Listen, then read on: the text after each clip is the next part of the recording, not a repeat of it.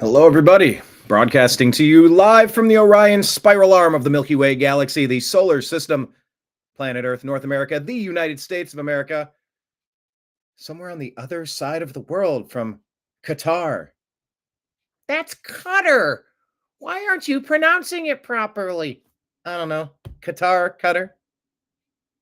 My name's Brian Engelman. Today is Wednesday, May 14th, 2025, and this is the TNAM Daily Show here on the New American Media. Your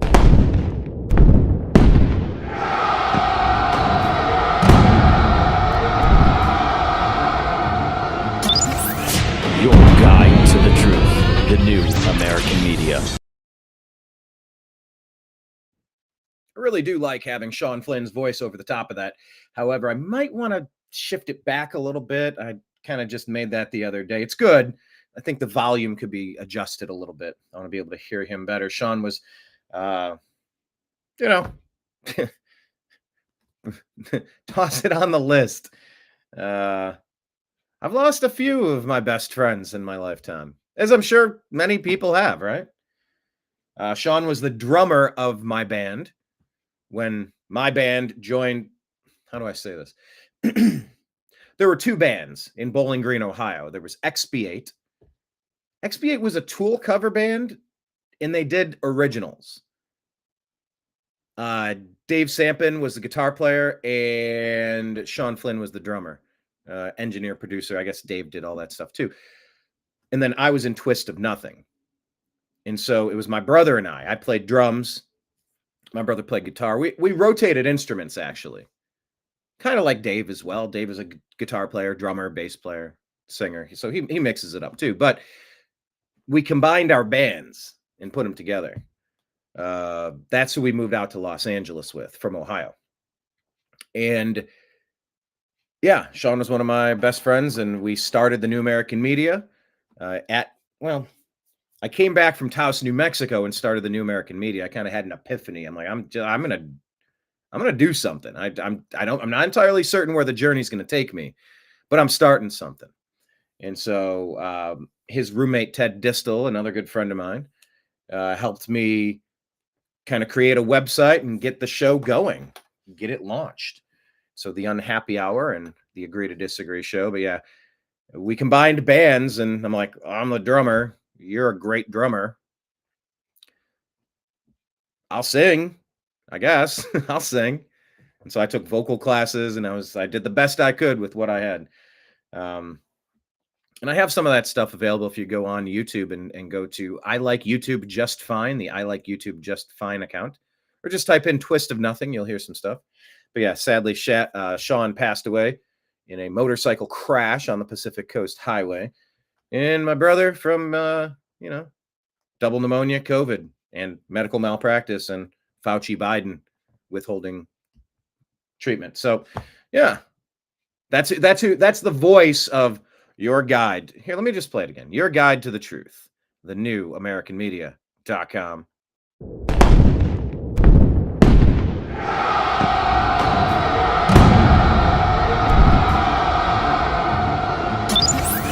Your guide to the truth, the New American Media.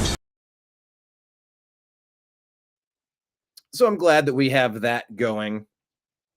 That is nice to see. Thanks for joining us today. I'm going to share this on Facebook. Join the live daily show. And that's what I'm going to call this, because at some point, this may turn into an evening show. I don't know. Maybe not. But I just kind of feel like the daily show component more accurately fits what I'm going for. Is it the TNAM AM Show? Is it the TNAM PM Show? I don't know. But thank you all for being here. Yes, today's topic is inflation and prescription costs down. Deportations and U.S. investment up. MAGA is winning bigly. Bigly true. Yeah, hey, Lois. Big League Chew. Yes. Speaking of impressions and voices and mimicry, I think I'm going to take the footage from my phone and upload yesterday's set. I ran out of time, but I did perform yesterday at two different venues. Comedy. Question of the day: who does that? Comedy. I'm expanding on my RFK Jr. impression. I took it a couple different places. It's been a week or two since I did that, and it went well. The comic who runs the soundboard came over after my set. He's like, "Dude, you killed it." I'm like, "Heck yeah, thanks." He goes, "I'm sorry, I had to cut it off. You were out of time." I'm like, never an apology needed. I get it. When the clock runs out, the clock runs out. I tried to squeeze more in because there was someone in the crowd that's like, "No, just keep going." So I'm like, I'm out of time. I had more to tell you, but I'm out. I'll tell you next time. She's like, "No, keep going." I'm like, "Well, the last guy took 10 minutes. Can I take 10 minutes?" And so the sound guy, Corey Miller, a very good comedian, came over. He's like, "I'm sorry about that." I'm like, "No apologies needed. 4 minutes is 4 minutes. It's mathematics. There's nothing. It just is what it is. I understand it." But then he's like, "Dude, he goes, you killed it. You crushed it." I'm like, "Oh, cool. Thanks." That was like the first I'd heard that. He's like, "The crowd was loving it." And what did he say? He goes, "Yeah, in a case like that, get off the stage with the high, with the laughs, like leave on the high note." And I'm like, "Oh, yeah. Better to leave him wanting more than to overdo it," or something like that. I forget exactly how he phrased it because it's just like you're kind of in a daze when you're done performing, and I don't know how to describe it. You get off stage as a musician, you get off stage as a comic, and your head is still going through your routine, and like you're hearing things, but you're not hearing things, but you're hearing everything, but you're hearing nothing. I don't know. It's a hard emotion to describe. Yes, inflation or a little blue pill also works. Mrs. Bigleyworth. Yeah, winning bigly. I don't know. I thought Trump said big league, but they called it bigly. I don't know. Maybe it is bigly, but it's a funny word.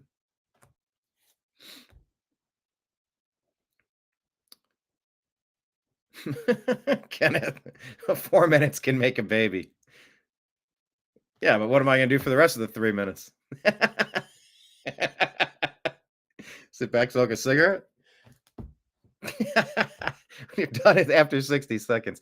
Anyway, we're going to talk about all the things going on in the news. There's a million stories, and I am going to jump into them now. Let's scroll back here.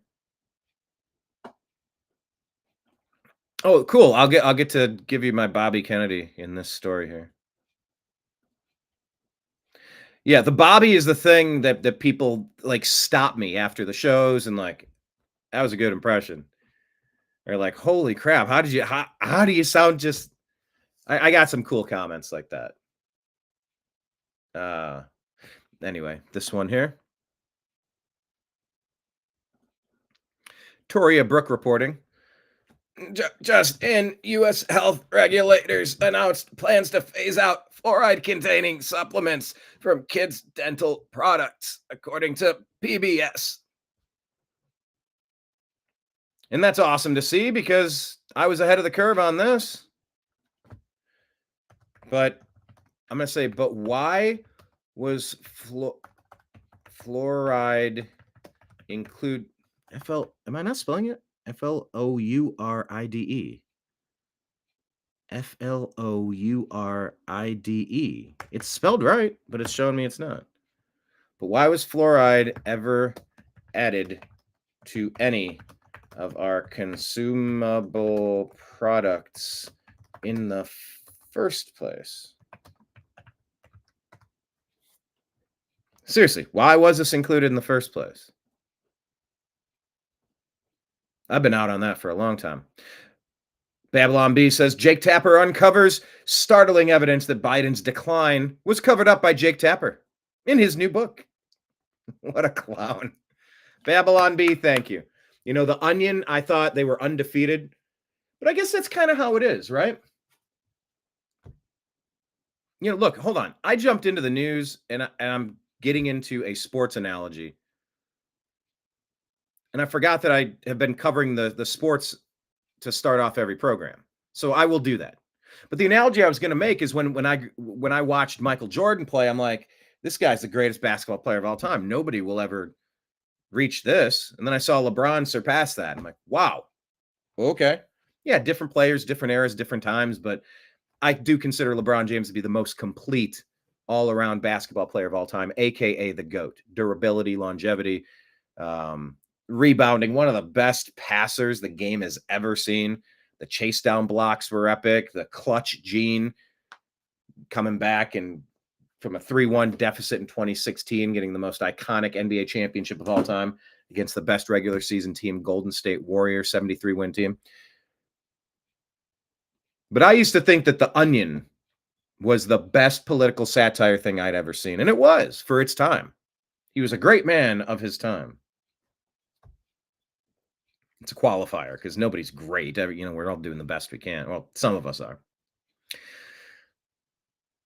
But the Babylon Bee has now surpassed The Onion as like the go-to hilarious option here. So I'm a big fan of the Babylon Bee. Kudos to you. Let me share this screen with you and just give you a quick update. Since I did share this in our sports group, share this tab instead. Let's go ahead and I'll refresh. Okay, that's not what I clicked. I clicked hockey playoffs.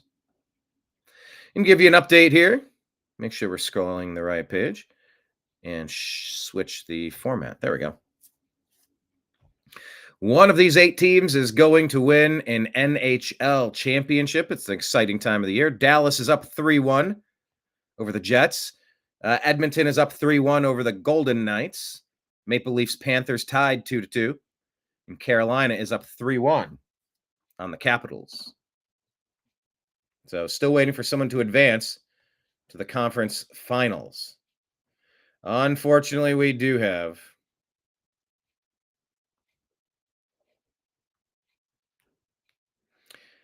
Well, I'll tell you about this. Donovan Mitchell says he can't believe the Cavs exit. He let the city down. Didn't even get to a conference finals after a 64-win season. For most wins in the Eastern Conference, the Cavs got crushed. Just brutal. Donovan Mitchell, superstar, says, I just couldn't believe it. Didn't want to believe it. Don't want to believe it. Still don't want to believe it. Cavs led the Eastern Conference all season, starting 15-0 and racking up 10 game winning streaks. Hold on. And racked up 3 10-game winning streaks en route to finishing with the second best record in franchise history, upset by the Indiana Pacers in the Eastern Conference semifinals 4-1. Indiana won all 3 series games in Cleveland and take on either the Celtics or the Knicks in the Eastern Conference Finals. The Cavs hadn't lost consecutive home games at any point this season and blew a 19-point first half lead on Tuesday. Mitchell says, I love playing in that effing arena, that energy, that crowd. We were 0-3 at home. Let the city down. This place is special. This place is really special, and we didn't get it done. Cavs become the 4th team in NBA history to win at least 64 games in the regular season and not advance past the second round. Gross. Mitchell was the Cavs' best offensive player all series, averaging 34 points, 6 rebounds, 4 assists, despite playing through a left ankle injury, which he aggravated halftime in Game 4. We've had a lot of positives, Mitchell said, but we didn't capitalize. Now we've got to use this as motivation. Everybody's going to write us off. And there were injuries to several of the Cavs' key rotation players, changing the complexion of the series. Darius Garland sat first 2 games. Evan Mobley was out. DeAndre Hunter was out. Kenny Atkinson, coach of the year, says you just wish you were whole. I don't think that's an excuse. I don't want to say, oh, that's the reason. That's not the reason. They were the better team. They took strides, but couldn't get it done. Now we got to figure out this last piece, how to get over the hump. And I was quite honestly expecting more, especially coming off the first round Miami series where we rocked them. So we'll be back. Let the city down, let each other down, but we'll be back. Just brutal, man. This is going to now enter the chat. Yeah, a lot of people are going to write him off. Kenneth, maybe you could reach out to Cavs owner Dan Gilbert and see if you could write for them. A lot of adult actresses suffer from fluoride, meaning that's rug burn. You take a floor ride. I was listening to Rodney Dangerfield do some greatest hits. Someone who does a really good Rodney Dangerfield impression is Norm Macdonald.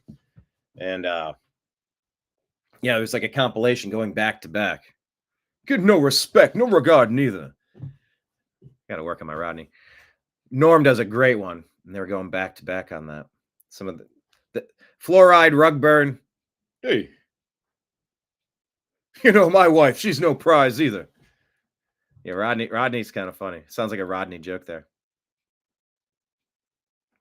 Fluoride, take it easy. Anyway, this Cavaliers failure will now enter the chat. Cleveland has had our fair share of awful situations. Championships we let get away. This is wide open. Anybody could win this NBA championship. There's no dominant team. The Cavs were the fucking dominant team. And the Celtics, reigning champs, their star player's out, had Achilles surgery. He's out. Jason Tatum. It was wide open for us to win it, and we blew it. 1994, the Cleveland Indians were coming on into their own. Manny Ramirez, Jim Thome, Albert Bell, Carlos Baerga, like the core of that team was peaking, and they had a damn strike. Canceled the World Series. We can never get that back. That's a championship we lost. 95, Indians lost the championship to the Atlanta Braves, the only Braves championship team of all those great pitching teams. The only one they got was against Cleveland. 97, we let get away against the Marlins. Coulda, shoulda, woulda. 2007, it was wide open, and we blew a 3-1 lead to the Red Sox in the American League Championship Series. And they went on to just absolutely crush the Colorado Rockies. It would have been an easy championship had we gotten there. Didn't happen. 2016, we were up 3-1 on the Indians were up on the Chicago Cubs. But of course, it was the Indians that had to take that loss, breaking the Chicago Cubs' 101-year streak of no championships. The Cleveland Browns had opportunities against John Elway, who against all odds came back to defeat them. The drive, the fumble. And then, of course, all the championships we left on the table when Bill Belichick and Ozzie Newsome, the head coach and architect of the New England Patriots and the director of player personnel, the GM of the Baltimore Ravens, Ozzie Newsome, respectively, they went and won a bunch of championships without Cleveland because Cleveland's team was stolen. Those were championships we left on the table because Art Modell stole our team. And of course, 2015, when the Cleveland Cavaliers were just crushing. And then we had key injuries in the playoffs to Kevin Love, had his shoulder ripped out of its socket, and Kyrie Irving had his knee explode. So there's been a lot of almost championships for the Cleveland sports teams. And of course, it's hard to call this an almost championship because we didn't even make it to the conference championship, but this is wide open. I don't want to say it's an easy championship to win. I'd probably put my money on Oklahoma City and maybe the Thunder at this point, but it's brutal. Just atrocious. This one hurts. Let's go ahead and check in on what's going on in the rest. So one of these 7 teams is going to win a championship. Pacers waiting to see who wins this. Knicks are up 3-1 over the Celtics. New York should be able to handle this and play the Pacers, but you know, time will tell. It takes you back to an era of Rick Smiths and Detlef Schrempf and I don't know, Charles Oakley and John Starks and Patrick Ewing. There were a lot of Pacers-Knicks battles in the playoffs in the 90s during those Jordan years. So we'll see. Can't write off the Celtics ever, but they're in a rough spot, down 1-3 and lost their best player. So we'll see. Minnesota's up on the Warriors 3-1. And Oklahoma City got a big win yesterday. Big win. Didn't this go to overtime? May 14th. What was May 13th? Wasn't it overtime? Oh, yes, it wasn't overtime. Maybe I'm confusing that with game 4. This was game 5. But yeah, Oklahoma City takes the lead now, up 3-2. It's a closeout game. We shall see how that plays out. Anyway, that's our quick update in the world of sports. Also, a big story yesterday. I could cover this. Let me cover. I did cover it yesterday because it was breaking news. Where's it at? I guess I got to go to Major League Baseball. It's not even in the headlines anymore. This should be in the.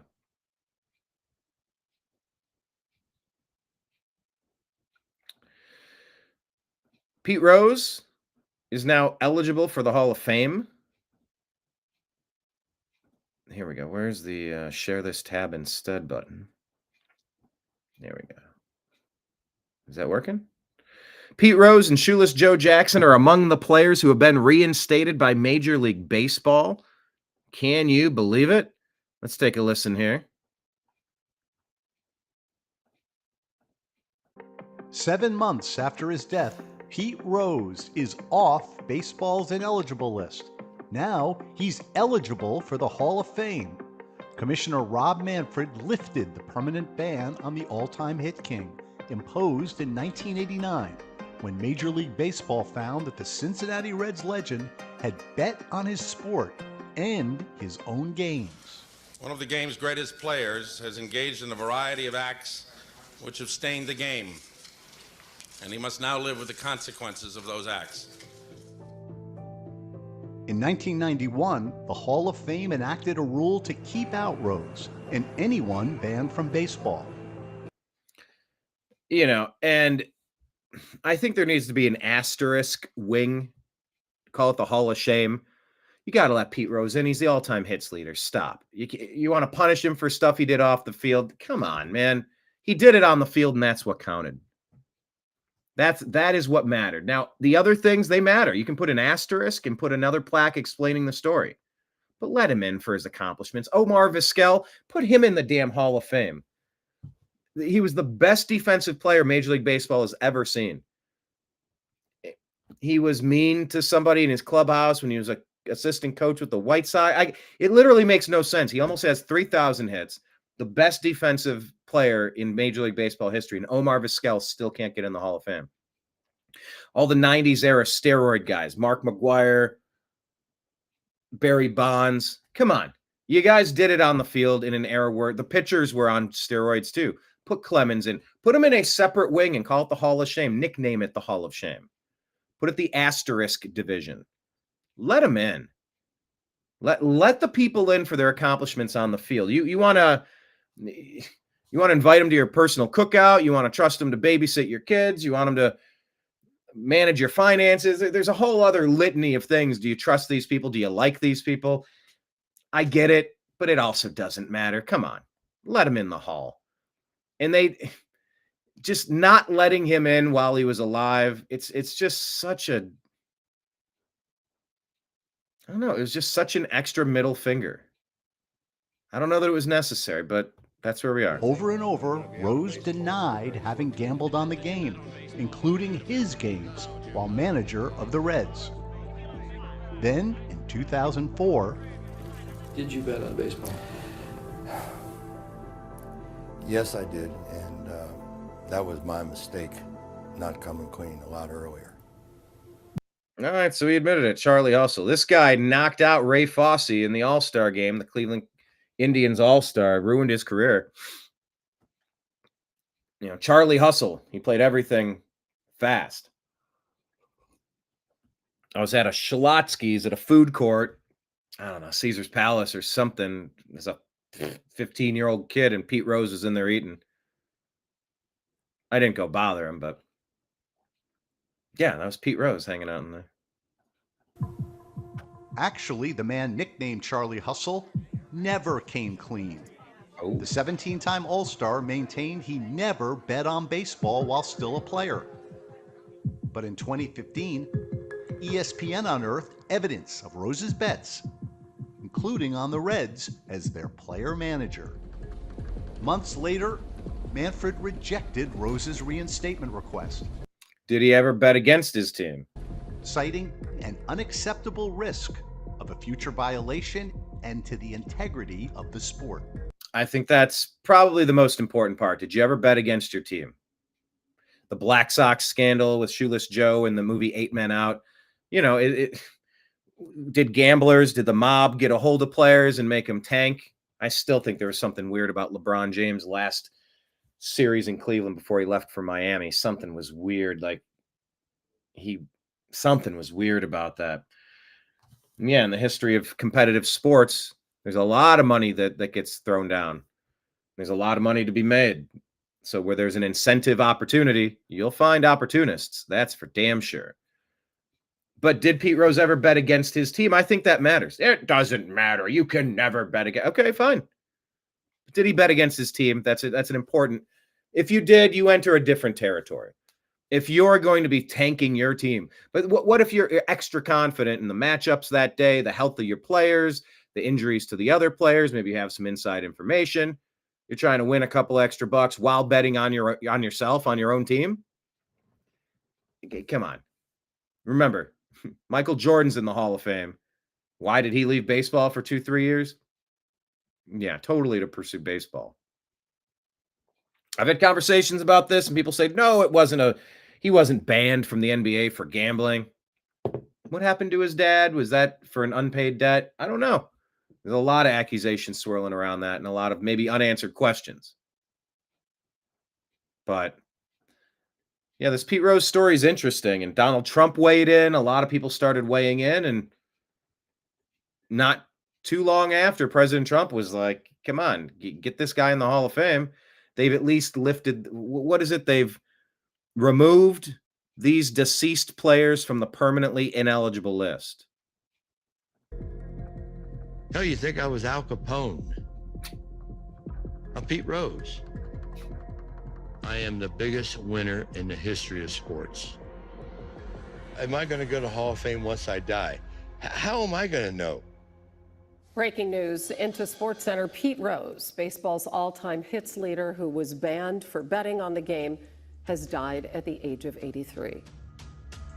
Rose's posthumous reinstatement doesn't wipe away stains on his legacy, like a woman's sworn statement in 2017 accusing him of statutory rape decades earlier, and federal prison time in 1990 for filing false tax returns. President Donald Trump says he plans. Oh, they put President Trump in this story. This is ESPN, ABC, Disney.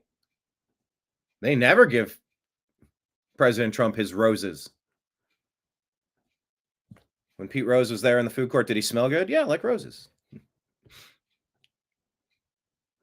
But I guess they'll link Trump to Pete Rose here because they bookended it up against an unproven accusation. President Donald Trump says he plans to pardon. This is March 1st when the President Trump story came out, May 14th, 2.5 months later. 1990 for filing false tax returns. President Donald Trump said. By the way, can we get Congress to take a look at their tax returns while we're at it? Nancy Pelosi, can we start there? And federal prison time in 1990 for filing false tax returns. President Donald Trump says he plans to pardon the late baseball legend Pete Rose. The president made the announcement yesterday, criticizing Major League Baseball for barring Rose from the Sports Hall of Fame.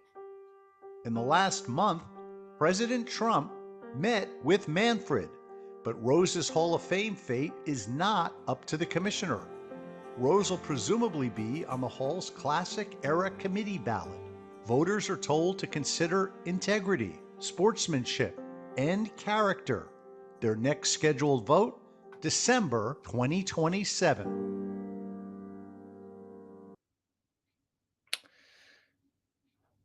Number one. So there you go. All right, let's stop this. No, we don't need to see this. I'm actually noticing an issue with my streaming on X. Kenneth, are you able to take a look and see if we are streaming on X? It doesn't show that we're streaming.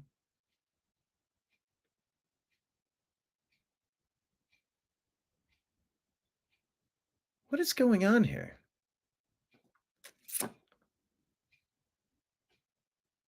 Yeah, I'm gonna switch stories.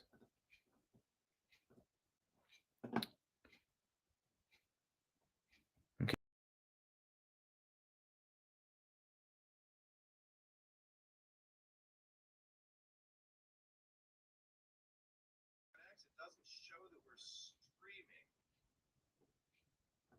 So I think I'm back.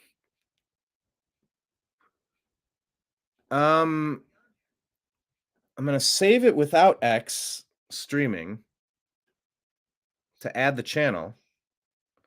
Now I'm gonna edit channels and try to go back on X because we get a lot of viewers from X. It was showing it offline. Sending data. Are we connected? Streaming. Why weren't we streaming before?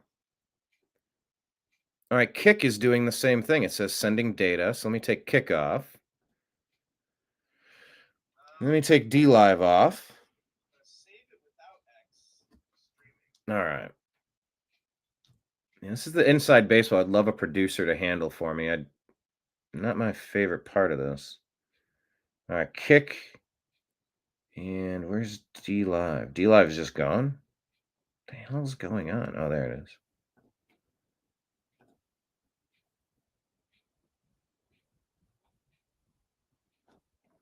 All right, so let's check one more time. Facebook, X streaming, YouTube streaming, Kick streaming.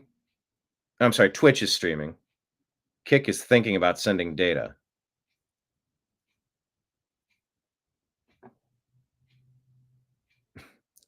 I don't know. Not going to worry about Kick right now. Okay. We're back. Let's go through the rest of the news. But yeah, that Pete Rose story broke yesterday while we were broadcasting. I wanted to kind of give you a little bit more insight into that. All right, Eric Daughtry reporting inflation came in lower than expected. Grocery prices fell the most in nearly 5 years. Experts at JP Morgan withdrew their prediction of a recession. All the propaganda, it was wrong. It was wrong. Who would have known that all that propaganda could be wrong? I did. Are there more? Yeah, there's more in here. Let's see what TikTok Keck has to say. You know, so Dan's sort of on like an anti. Hold on. How do I describe this? I don't know. I'm not a Dan Bazilarian. I'm not an expert on this, dude. I think he's really pushing back on the established narratives of Israel, the 1948 formation of the country, the stories from World War II, Candace Owen. There's a lot of people kind of getting into a re-examination of what to know about that topic. Oh, it's toxic. If you touch that topic, oh, you're all sorts of bad things. Dan says, but I did look this up the other day because someone called Schittler the most most prolific or biggest killer in American in human history or something. I'm like, are you sure about that? Are you sure about that? And we did. We pulled it up. We asked Grok. We looked at the numbers. No, Hitler did no. He's not at the time. It's like 50 or 60 million. So anyway, let me just read this. The fact that everyone has been programmed to have such a visceral reaction to the name Schittler, but not to Stalin or Mao, who killed way more people by any measure, should make you question why and who would benefit from such a victim narrative. I'm adding the word victim because everybody wants to play the victim these days. And nobody can argue that if you were tortured in a detention camp and then starved and tossed into a grave. Like nobody thinks that's a good thing. That's a horrific thing. Most killings in history for any person ranking. It's kind of weird that we're ranking them, but I will show you this again. Didn't really have this in my stack. I was showing you the other story, but there's a few. Personal hands-on. Oh, I guess personal politician. Okay, they're talking about serial kill. No, I don't want that. Mao is estimated 40 to 80 million. Mao Zedong, Chairman Mao.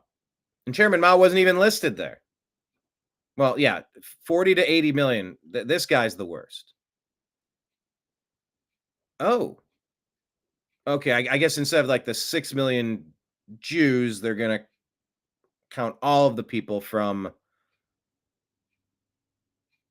Okay, 5 million others. Invasion of Poland led to 40 to 50 million, military and civilian in Europe and beyond. Okay, I guess they got Stalin at 20. So I guess if you take the low end of Mao at 40 and you put Hitler at 50, then he would be number one. But yeah, 80 million if you go on the high end, if you go to their high end. High end versus high end. Anyway, it's just weird ranking bad people. Bad is bad, right? It sort of kind of depends on how you prompt the metrics to get the answers. Anyway. Miss Muckraker says HHS Secretary RFK Jr. launches first comprehensive review of infant formula since 1998. You can't make America healthy again if we don't fix what nourishes our youngest and most vulnerable Americans. Every child has a fundamental... Oh shit, this is Bobby Kennedy. Every child is a fundamental right to a healthy start. We're giving parents the truth and the tools to make that happen. Operation Stork Speed ha, ha, ha, brings radical transparency to ingredients in infant formula and puts science front and center.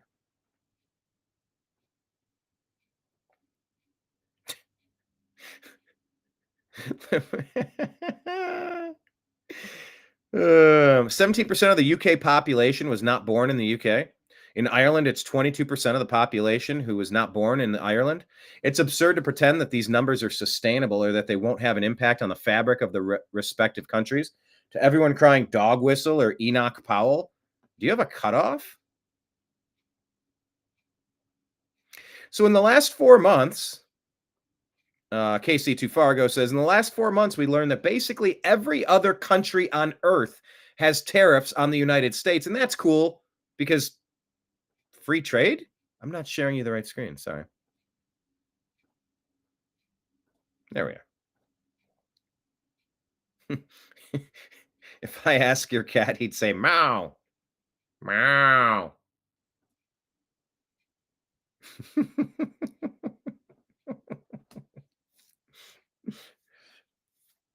Come on, meow. I'm sorry, did you say meow? You making fun of me, boy, meow? Come over here, right, meow? Meow. Super Troopers. So yeah, every other country had tariffs on the U.S., and that's cool because checks notes free trade. It's not free. We learned that every country on the planet pays less for drugs than the United States, and that's cool because price controls are bad. Make that make sense. Hey, look, there's a cat, Kenneth. Undiagnosed, but something ain't right. I want to get some glamour shots of my cats.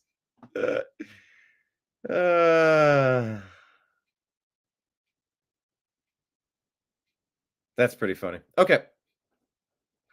Anyway, the whole point of that series of threads was to get you to this one, that inflation is lower than expected. Grocery prices fell for the most in 5 years. JP Morgan withdrew recession fear. Breitbart reporting ICE agents have arrested nearly 200 criminal illegal alien invaders in Nashville, Tennessee, including people wanted for killing and raping and dealing drugs. Sayonara. Nice to know you. Adios, muchachos. Thank you, ICE. You should want all of these monsters out of your country. Oh, CNN is even reporting that inflation is down. We're clearly through the looking glass now. All right, we're in strange territory.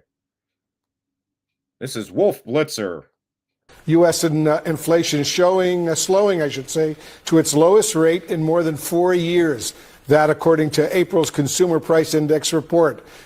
Also, why is the Fed not lowering interest rates? Why are we paying interest anyway? Things like home and student loans, other than like a 0.5%, maybe 1% for carrying costs and some administrative overhead. Someone has to enter some numbers and transfer some files and send some new documents and stuff. What are we paying the other 6% for? Why are we being robbed? Who is in charge of robbing us through interest? I want a mortgage that only pays on the principal. How can we not set this up in America? It's so hard for homeowners. It creeps me out and it angers me when I look at how much money I'm spending each month and how much is all going to the banksters. Gangsters in the banks. They're banksters. The actual principals, 5% of what I'm paying, 10% of what I'm paying. The other 95% is just getting flushed down the toilet, being stolen. Now, look, I understand capitalism. I understand return on investment. I understand investing in general. But why can't we make it different for homeowners and for student loans? Why are people benefiting off of these things? I can't get over mortgage rates being 6-7%. How about 1% and call it a day? That's it. It's called usury.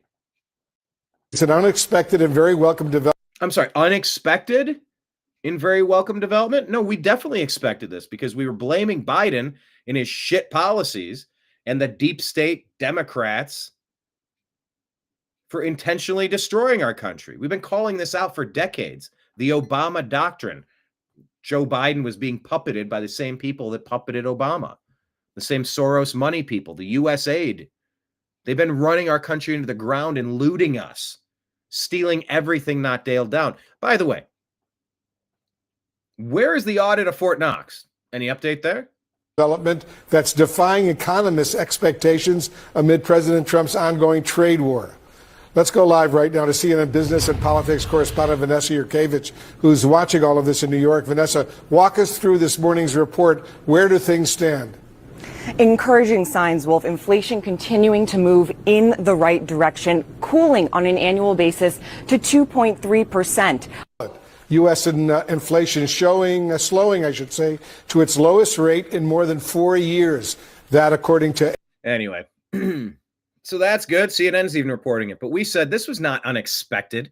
Reversing course on the piracy of the Obama doctrine would obviously help America succeed again. That's how I view it. Unexpected. Here's President Trump talking about what the pharmaceutical industry was doing to rob you.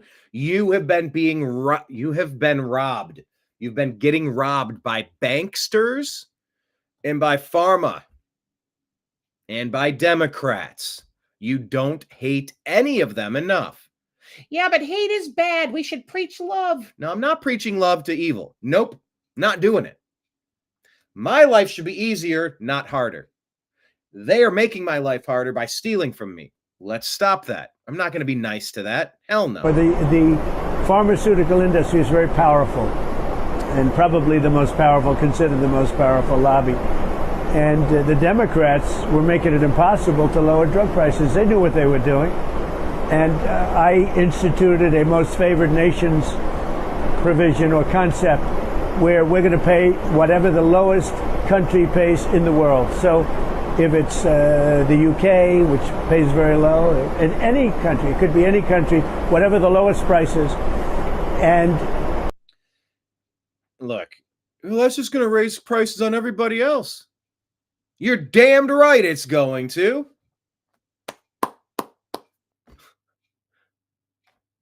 Ta-da! Nobody can have a lower price than the United States gets. And that can be recalibrated every time something readjusts its price. We always have to be the lowest.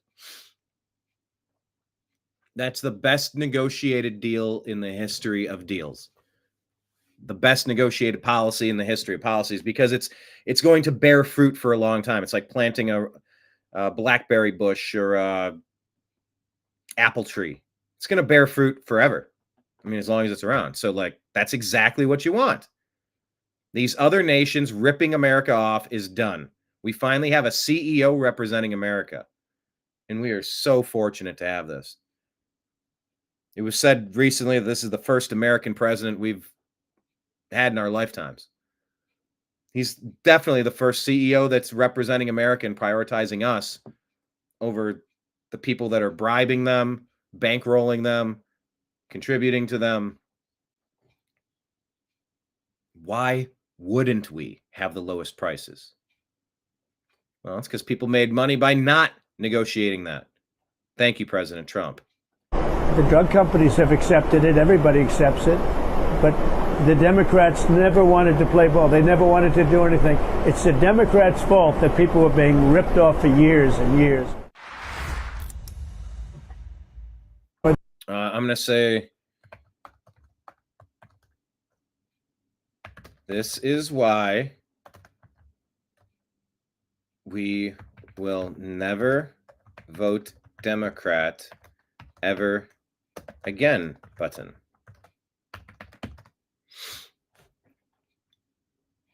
Thank you, President Trump. This is from Emma Mitchum, saying that the U.S. government has taken control of New York City's Rikers Island jail complex. Here's Tom Homan talking about New York City. Police officers back in Rikers is meaningful because we agree that, you know, the worst of the worst, the firearms violations, the murders, the kidnappers, the rapists, you know, will come to our attention, term release, we can grab them. But I've made it clear, I want everybody. If you're an illegal alien, you get booked in Rikers Island, I don't care if it's for shoplifting, I want them. So this is a start to deal with the worst of the worst in the beginning, but I made it clear that my plan on the whole of them. I want everybody. So we're going to work toward that. We agreed to some other things I'm not going to discuss on national TV because I don't want the city council to know what I'm doing. City council is fighting the mayor and everything. So let's surprise them on what we're coming to the table with and let them sue me. Bring it. Because I'm done. I'm not running a popularity contest. I came to New York to get meaningful action. We got a lot of words. The last meeting I had, today I came, I want action, I want a plan, and we're leaving with a partial plan, but I'll come back every week if I have to until we finish this plan. But come back every week.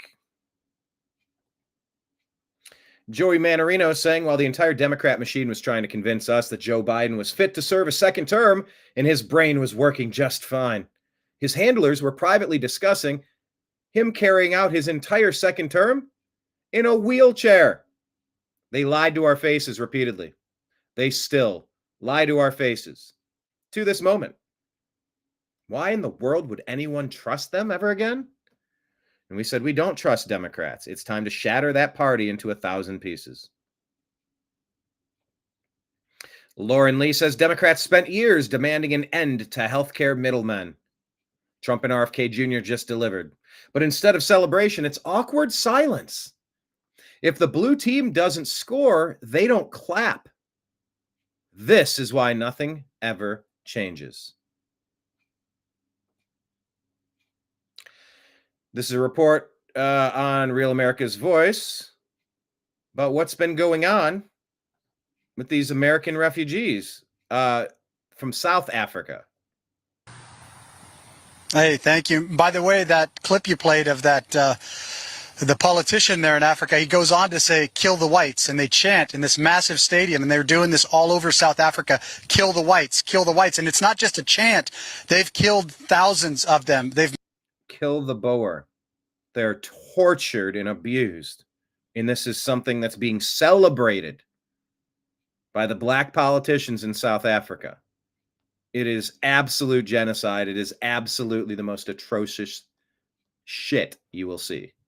These are legitimate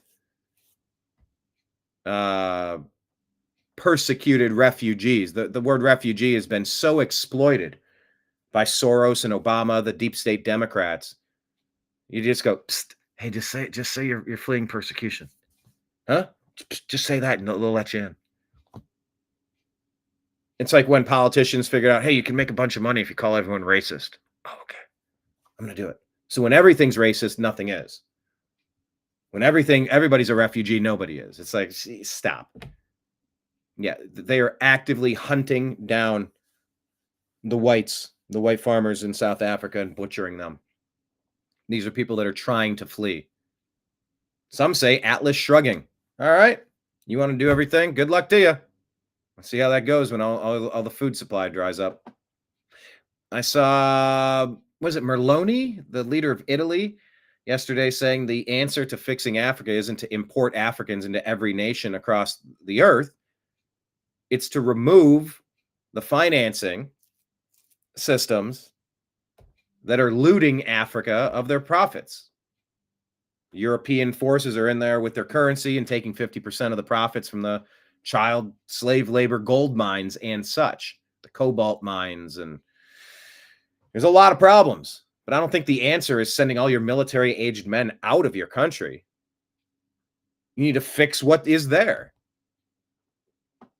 But when you're legitimately being hunted for the color of your skin, oh, someone said a mean word. Okay, someone said a mean word. I wouldn't have done it. I agree. It's not a good look, but it's a word, right? Like, this is not. Yeah, it's bad. And hopefully, I'm trying to book a guest that can really illuminate what's going on in South Africa. I got the perfect guest lined up. If we can just book the time, I will keep you posted on that. But Ben Berkwam continues. Massacred them. They've chopped them up with machetes. They've gone into these farms and killed entire families over and over and over again. This has been going on for years. Biden ignored it while he was letting in illegals from all other parts of the world. Now it's actually getting the spotlight it deserves. And by the way, to CNN, the reason why the Afghan process takes a little bit longer is we got to make sure the Afghans that are coming aren't terrorists coming to blow us up. Yeah. And there is a difference between people coming from South Africa because they don't want to get chopped up by machetes, and people coming from Afghanistan, many of whom we know are infiltrated by Al-Qaeda. It's absolutely disgraceful. By the way, my family came from Africa. We lived there for 10 years in West Africa. My parents were missionaries in Nigeria, Burkina Faso, and Niger. So anyone in America who complains about oppression, you go to Africa and talk to me about it. The white leftist woke liberals in America don't have a clue what they're talking about. Yeah, they sure don't. Here, I'll play. Anyway, there's more to that. Rot the brains of leftist media consumers. We said the Obama doctrine of racial division has played a role in this madness. They peddle poisonous racial division and rot the brains of leftist media consumers. End this now. Play another clip from that. I can't call him a gentleman, that's for sure. I'll play a clip from that lunatic you were talking about. I don't know what's going to happen in the future. I'm saying to you, we've not called for the killing of white people, at least for now. I can't guarantee the future. Yeah, but I mean, at least for now, I cannot guarantee the future. You'd understand somebody watching that, especially as it gets shared on Twitter. They freak out. It sounds like a genocidal cry babies. So, Ben, what's interesting is he says, at least for now, we won't kill you. But what you're saying is they're chanting it already. Kill the Boer. B-O-E-R is what they call it. Dancing on stage, tens of thousands of people in the crowd. It is madness. Anyway, check out that whole report there on Real America's Voice. This quote, Fox News giving to President Trump. The Democrats fought very hard to keep the prices of drugs very, very high. They really ought to be blamed for this because they should have done something about it. But I think the Democrats are going to approve this bill Because how are they going to reject 60, 70, 80% drug cut? They can't. But they will because they're stupid. Brillin Hollyhand says, I may be young, but I'm old enough to remember when sources swore that Joe Biden was fit as a fiddle and doing cartwheels around them behind closed doors. Remember cheap fakes? Now we find out they were prepping a wheelchair in case he won. The media is the enemy of the people. How about that? Let me ask you that question. Do you agree or disagree that the lying legacy media is the enemy of the people?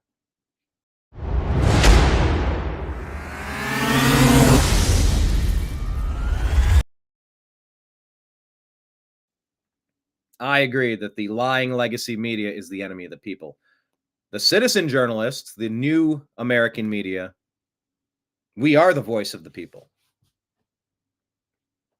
But yeah, lying legacy media, truly enemies of the people.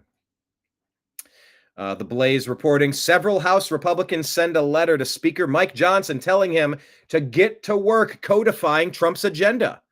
Quote, the American people sent us here to deliver lasting change, not temporary relief. Thank you. If it's done by executive order, it can be undone by executive order. Pass the effing laws. I am so frustrated. Our comment was Johnson, Thune, Bondi, Patel. Get to work already. Get to work already. What are you doing? President Trump here discussing adding to the Abraham Accords, something that will, you mentioned Abraham Accords to a Hamas sympathizer. I'm sorry, a Palestine sympathizer or an Israel hater. No, not an Israel hater. They don't say that. They use a fancy word. Anti-Zionist is, no, they're not allowed to have a nation. Okay. Everybody else can have a nation. They can't have a nation. Okay. It's funny how they coach, kind of cage their words a little bit. But anyway, if you mention the Abraham Accords, you'll get venom and spit back. That didn't do anything. That didn't do. Yeah, but when Trump was in office, shit was calm over there. You know, the sandbox where the two kids won't stop fighting with each other. Yeah, but my God promised me this land. Yeah, well, you invaded our land. Yeah, well, my God, your God, my God, your God, my God. My God, shut up. Stop killing each other. That's what I'm thinking. Maybe that's a bigoted opinion that I don't want people to kill each other. Well, you're not defending my side. You're not defending my side. I don't have a horse in the race. I root for the Cleveland Cavaliers in basketball. That's my team. Cleveland Cavaliers. I don't have a team when it comes to the war that Hamas started. Israel started it because they shouldn't exist. Okay. You know, it was the attack on the concert that started this war. Benjamin Netanyahu did that. He did that based on, they should have caught it. They should have stopped it from happening.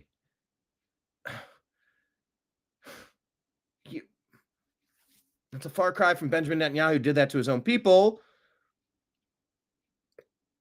Okay. It just, to me, it sounds like slut shaming. Like, oh, well, she shouldn't have worn that dress. Well, she didn't have to get abused. It was up to her to stop that. She should have known better. She shouldn't have existed. It's her fault for getting abused. I don't know. I just, the whole topic is just so toxic and vile. At the end of anyway, here's President Trump. I really try to ignore this as much as I can. It's not good to ignore. It's just there's no good way to discuss Israel. There's no good way. There's no good way to figure out what's going on in the Middle East. I just want everybody, I want the two kids in the sandbox to stop fighting each other.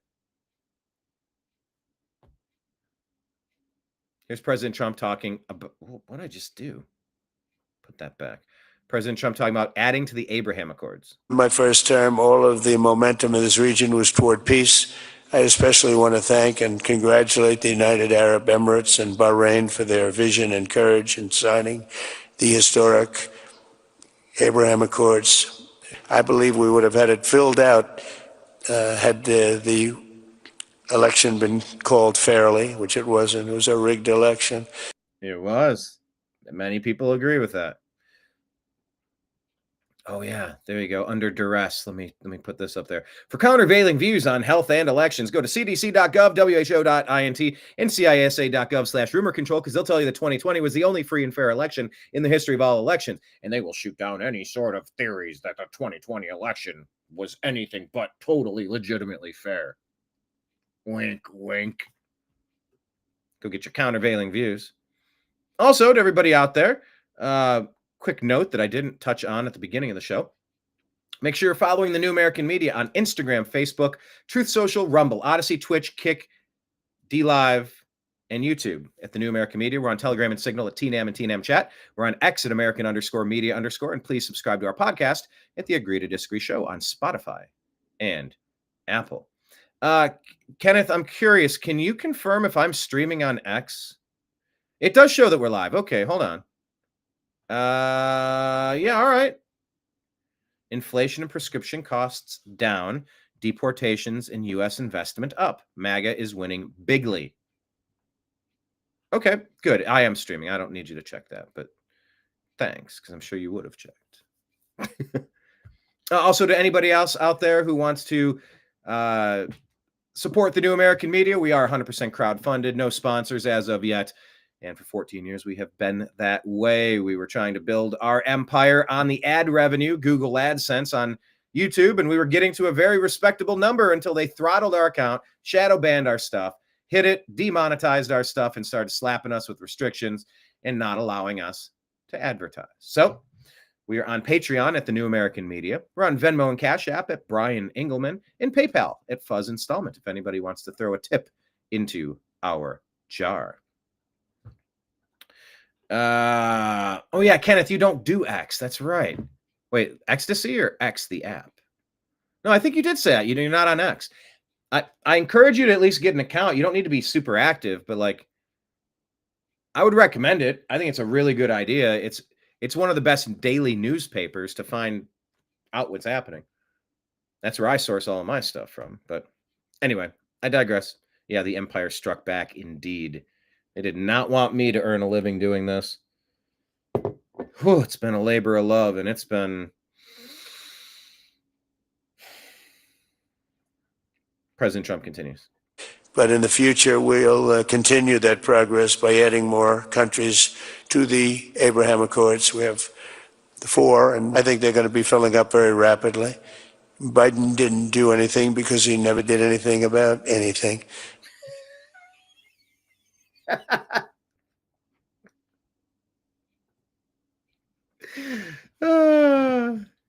Okay, that's in the running for best Trump quote of all time. Biden didn't do anything because Biden never did anything about anything. He had no capability, had no ability, and it was a shame what he's done to so many countries, including our own. At the end of my first term, all of the momentum in this region was toward peace. I especially want to thank and congratulate the United Arab. I mean, instant top 10 Trump quotes alert. Biden didn't do anything because Biden never did anything about anything. Trump will bring peace, but will never stop roasting Biden. That's great. But he needs to call him out. I'm reading some comments. He needs to call him out to show other countries that he will not continue failed policies. Anyway.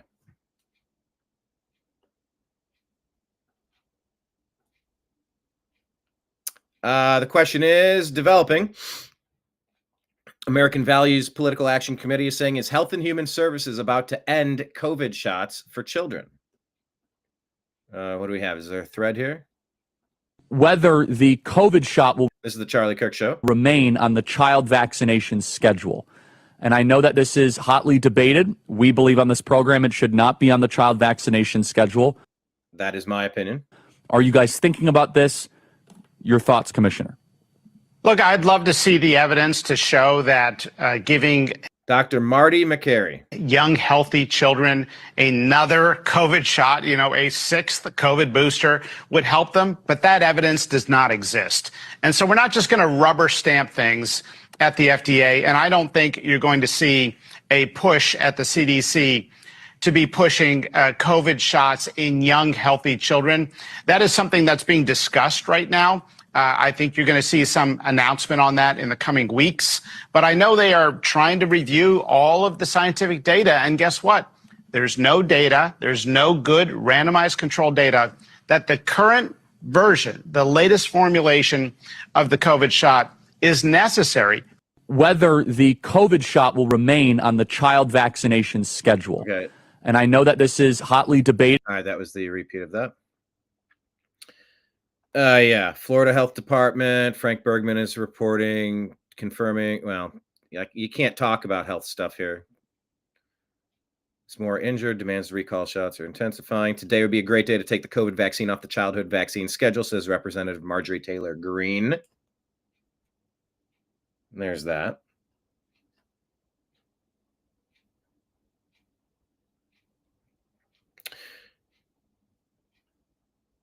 They're now on the pediatric vaccine schedule, and all children 6 months and older are expected to get them. Many say no big deal. Parents can always refuse. Well, not so. These shots need to be pulled off the market. So this is raging. Walgreens pushing the COVID stuff for ages 3+.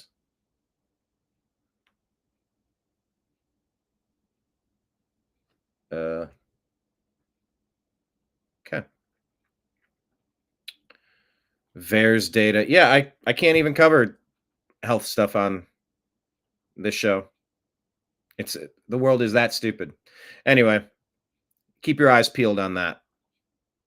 Here's an update on the Wisconsin judge who was indicted helping an illegal alien evade arrest and obstruction. Grand jury charges that Milwaukee County Circuit Court Judge Hannah Dugan helped an undocumented man evade arrest and obstructed federal agents from making that arrest, as co-workers of Dugan and those involved in the incident in her courtroom back on April 18th testified before the grand jury today. Tuesday morning, State Public Defender Mercedes De La Rosa walked inside, flanked by several other people.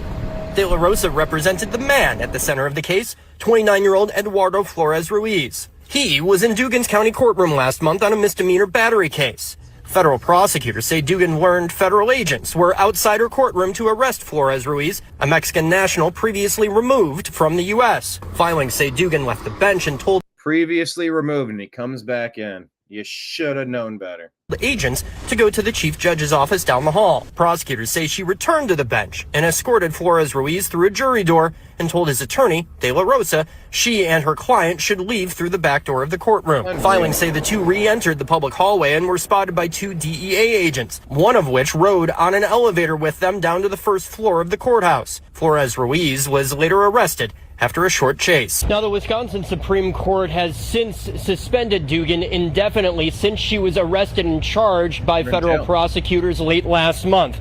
Dugan is due back in court on Thursday.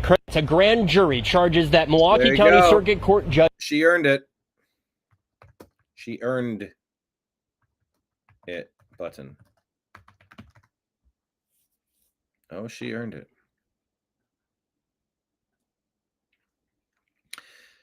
We're asking if you agree or disagree with this. We did this yesterday, but it popped up again. So we will once again ask in the comments, do you agree or disagree with this?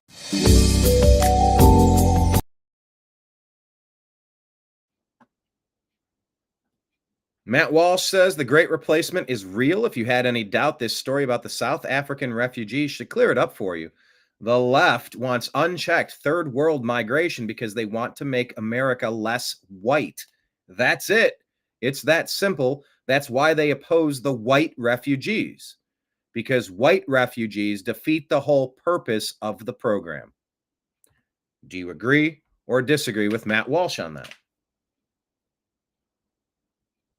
Tell me in the comments and vote in our Instagram poll. Agree or disagree? Here is President Trump, shared from the Real State of America. This is him in Saudi Arabia, I believe, yesterday. I want to make a deal with Iran. I want to do something if it's possible. But for that to happen, it must stop sponsoring terror, halt its bloody proxy wars, and permanently and verifiably cease its pursuit of nuclear weapons. They cannot have a nuclear weapon. I don't imagine there's anybody at this table or anybody in this room that would say they can. I'm strongly urging all nations to join us in fully and totally enforcing the sanctions that I just placed on. Look at that setup. What a weird setup. It's a circular table, and then there's like semicircle and then another half semicircle. It's weird. Iran, and we also place secondary sanctions, which are in certain ways even more devastating. Iran, as you know, had no money when I left office. They were broke. They had no money for Hamas. They had no money for Hezbollah. There was no attack. There was no thought of attack. There would have been no attack if I were president. I want to make a deal with Iran. I want to do something. So you go. Trump is trying to sort things out and calm things down. This is at a Trump rally in Saudi Arabia. Put that in your pipe and smoke it. Mainstream media. They're legacy media, not mainstream. There's nothing mainstream about them. Words matter. This is from a man of memes, Ricky Doggin. Check this out. I can't play this, but like this is part of the story. It's Lee Greenwood, proud to be an American. President Trump walking out. Everybody's filming. This is in Saudi Arabia. Can you get a grip of this? Like, do you even understand the magnitude of what's happening here? I'm going to type that. The magnitude of MAGA cannot be understated. This is a true human phenomenon. Too many corrupt politicians have been abusing humanity for far too long. It's time for a positive reset of human expectations, free from the piracy, theft, abuse, and treason of the ruling class. This is the moment. This is go time.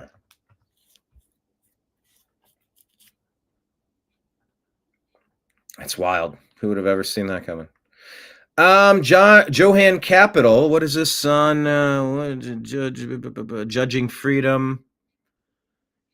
They're saying that President Trump will probably recognize Palestine and that Benjamin Netanyahu will be finished. Let's listen here. Volume. Call for a state of Palestine as a UN member state. That's the breakthrough.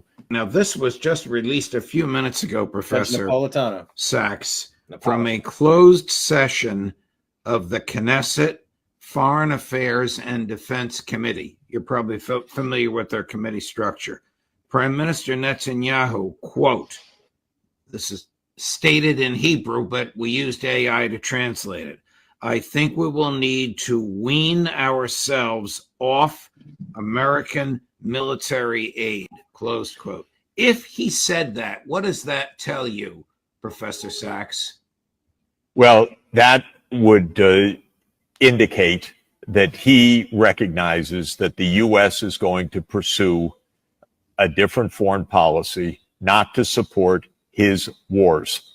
This would be wonderful news. It might suggest that he has the advance notice that President Trump is going to call for a state of Palestine as a UN member state. That's the breakthrough that we need above all.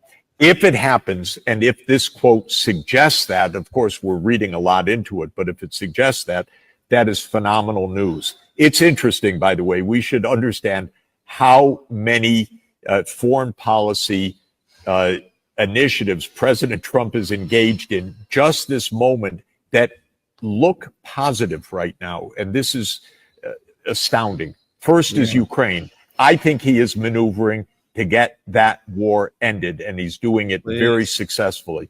With the U.S.-China today, the agreement to roll back the tariffs that went to the stratosphere a few weeks ago, this is very good news. With the president intervening in the India-Pakistan battle of the last few days to bring together a ceasefire, with the president overriding Waltz apparently, and certainly Netanyahu, to say, no, we're not going to have wars with Iran. All of these are peace-seeking initiatives. And that's what Trump has always been pushing for. He doesn't do the bidding of the military-industrial complex, which is why many say they've been trying so hard to get rid of him. Maybe, maybe not. It's amazing. And if it's true, President Trump will make history. It's very close. He needs to understand and really needs to see that if he says two-state solution, no nonsense, this is the real thing, all his other goals will be achievable. And that is a remarkable, remarkable fact. But think of the this is a very tenuous time right now, because there's a lot of people in positions of power that don't want to see this happen. So, dear Lord, Heavenly Father, Grand Architect of the Universe, Supreme Being, the energy of the cosmos, whatever you choose to define as the godly power or ruling force responsible for the creation of this life and the governance of the afterlife, please continue to send your angels and keep them watching over President Trump, his entire family, and his entire administration, as we try to stop this unnecessary, disgusting bloodshed all across our planet, and may it reach a permanent, or as close to a permanent resolution as quickly as possible. In your name we pray. Amen. So mote it be. It's a tenuous time, but things are looking good. Fingers crossed. The ramifications of this quote, assuming that Netanyahu said it, I think we will need to wean ourselves off American military aid. Where are they going to go? Who else is going to give them what the U.S. gave them? I'll tell you where they would have to go. They would have to go to normalcy, to diplomacy, to peace. There is no military alternative for them other than the U.S. And if President Trump finally stops the U.S. backing of these military adventures, they have no other place to go. What they will have to do is wean themselves off of a 30-year addiction to war.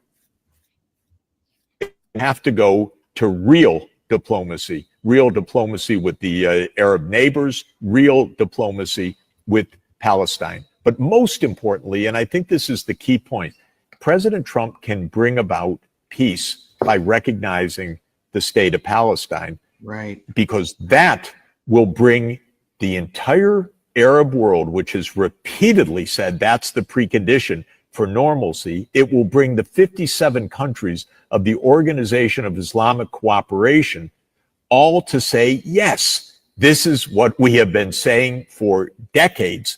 This is finally coming to reality. Will it bring about a collapse of the Netanyahu government? Most likely.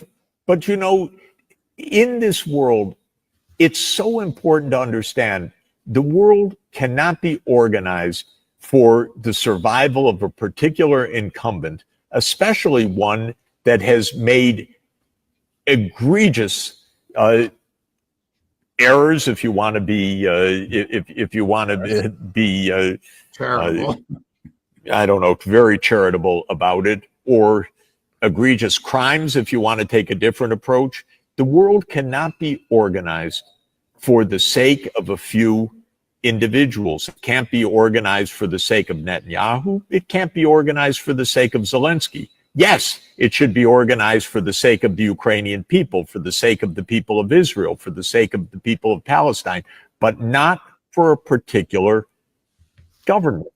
And if the government is extreme, if the government is pursuing an agenda of war when war absolutely makes no sense for their population, nor for the United States, the U.S. role is to say President Trump is going to call for a state of Palestine as a UN member state. That's the breakthrough. Now, this was just released a few minutes ago, Professor Sachs, from a closed session of the Knesset Foreign Affairs and Defense Committee. You're probably familiar. Yeah, I think so. Keep your eyes peeled. Is the Netanyahu regime just about done in Israel? We'll see. Are they going to lash out? I don't know. This is a very important time. All right, let's go to our profile page. Share this tab instead. And let's buzz you through the news. So has Trump met that Yahoo? Paul Mitchell says, absolutely not. Why on earth would we take even more illegal migrants after years of mass immigration? We already have huge problems in Canada. It says, welcome refugees. Amnesty urges Canada to welcome U.S. illegal immigrants. If they're Canadian, sure. Open source intel. Fox News asks Carolyn Levitt, do you worry that if the Qataris give us something like this, that they'll want something in return? Regarding the jet for Air Force One. And my understanding is that I may or may not have this right, but they'd give them the shell and then they'd have to gut all of the components and then rewire everything the way that you need it to be. It's not that they're just going to jump in and fly it and trust that it doesn't have like a nosedive maneuver. I mean, you got to be very cautious in accepting potential Trojan horses. That's my concern. But the response from Carolyn Levitt says, absolutely not, about them wanting something in return. They know President Trump, and they know he only works with the interests of the American public in mind. So yeah, gift him, don't gift him. We're not doing anything that doesn't help America. That's it. Okay. This was the scene in Qatar. It's Qatar. Oh, my God. All these camels. Look at that. It's just interesting looking at all those camels.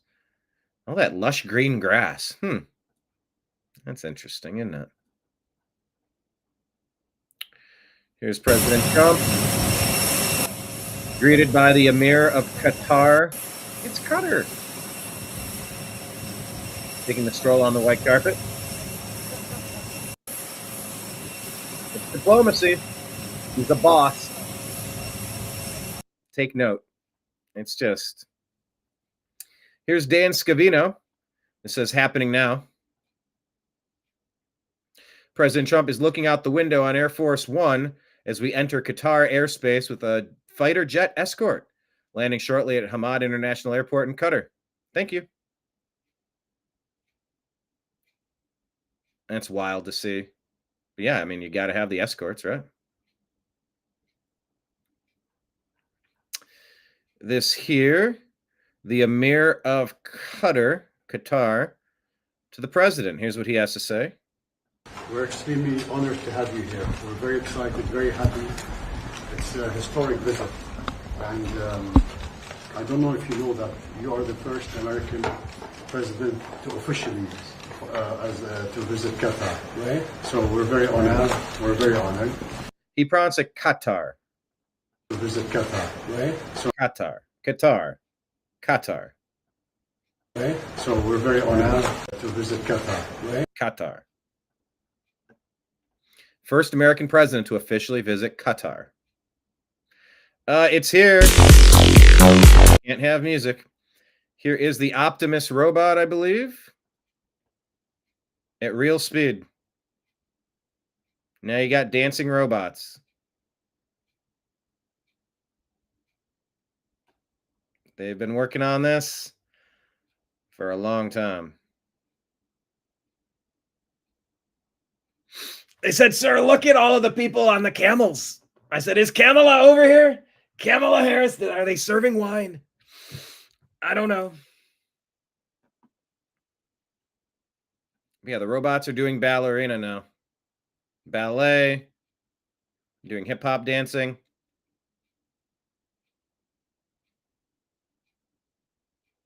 Man, are we ready for robots? Because they're ready for us. Woof. Check out yesterday's show. Trump returns Hamas held hostage, stops Chinese fentanyl, and deports dangerous demons. Hashtag winning. Vigilant Fox reporting James O'Keefe has released first ever footage from inside Epstein's private island mansion. All right. Check that out if you want. Brian Cates saying, I told you, this won't just be the pardons. This will end up spilling over into every document that someone signed for Joe Biden using an auto pen, including those 37 federal death row commutations. There's a reason I made this. It's coming. Pam Bondi and death warrants. So Brian Cates is optimistic. We shall see. Is Pam Bondi the bulldog that we think, well, that President Trump says she is, or not? I need to switch the... Guess I can only do it like that. Robot a hip bot.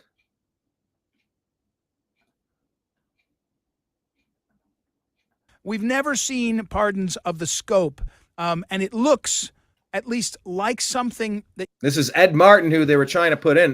Nick Sorter reports this, said, holy crap, Ed Martin, the Department of Justice's pardon attorney, is launching an investigation into Joe Biden's last-minute auto pen pardons. We've never seen pardons of this scope, and it looks like they could be corrupt. Schiff and Fauci are going to be losing a lot of sleep. That you could be corrupt. When Bill Clinton pardoned Mark Rich, and turns out that Mark Rich had paid a boatload of money to one of Clinton's friends, lawyers, that's not corrupt. It's not criminal because the plenary power of the pardon. But in the case of Joe Biden and his pardons, they were so specific, back 14 years, covering everything you've ever done. I mean, and when I say specific, they were broad, but they had time stuff on them. It was very, and that least leads to questions because the plenary power is true, but the question is what was going on here, and I did get responses from some of them, and those things are ongoing. So keep your eyes peeled. I think Ed Martin is going to have a major impact on stuff. Wall Street Apes showing you a comparison between yogurt sold in America versus the exact same yogurt sold in the UK. Again, this is the exact same yogurt by the same company. UK has 8 ingredients. America has 21 ingredients. This is the crap. This is what I'm working with the food manufacturing companies to fix here in America with my MAGA administration in conjunction with President Trump. These are 13 extra ingredients, and we all know 13 is unlucky. So yeah, make our food again, please. Look, as we're talking about Saudi Arabia, there's a lot of ancillary comments occurring. The Vegas shooting was an assassination attempt on Saudi Crown Prince Mohammed bin Salman and was orchestrated by the same corrupt shadow government with the help of MS-13 and Obama's JV team, ISIS. Trump saved the heir of the Saudi kingdom's life. That is the claim from this Yehi Or on this account. It's an interesting theory. You know, I replied to Mark Levin. Where's my reply?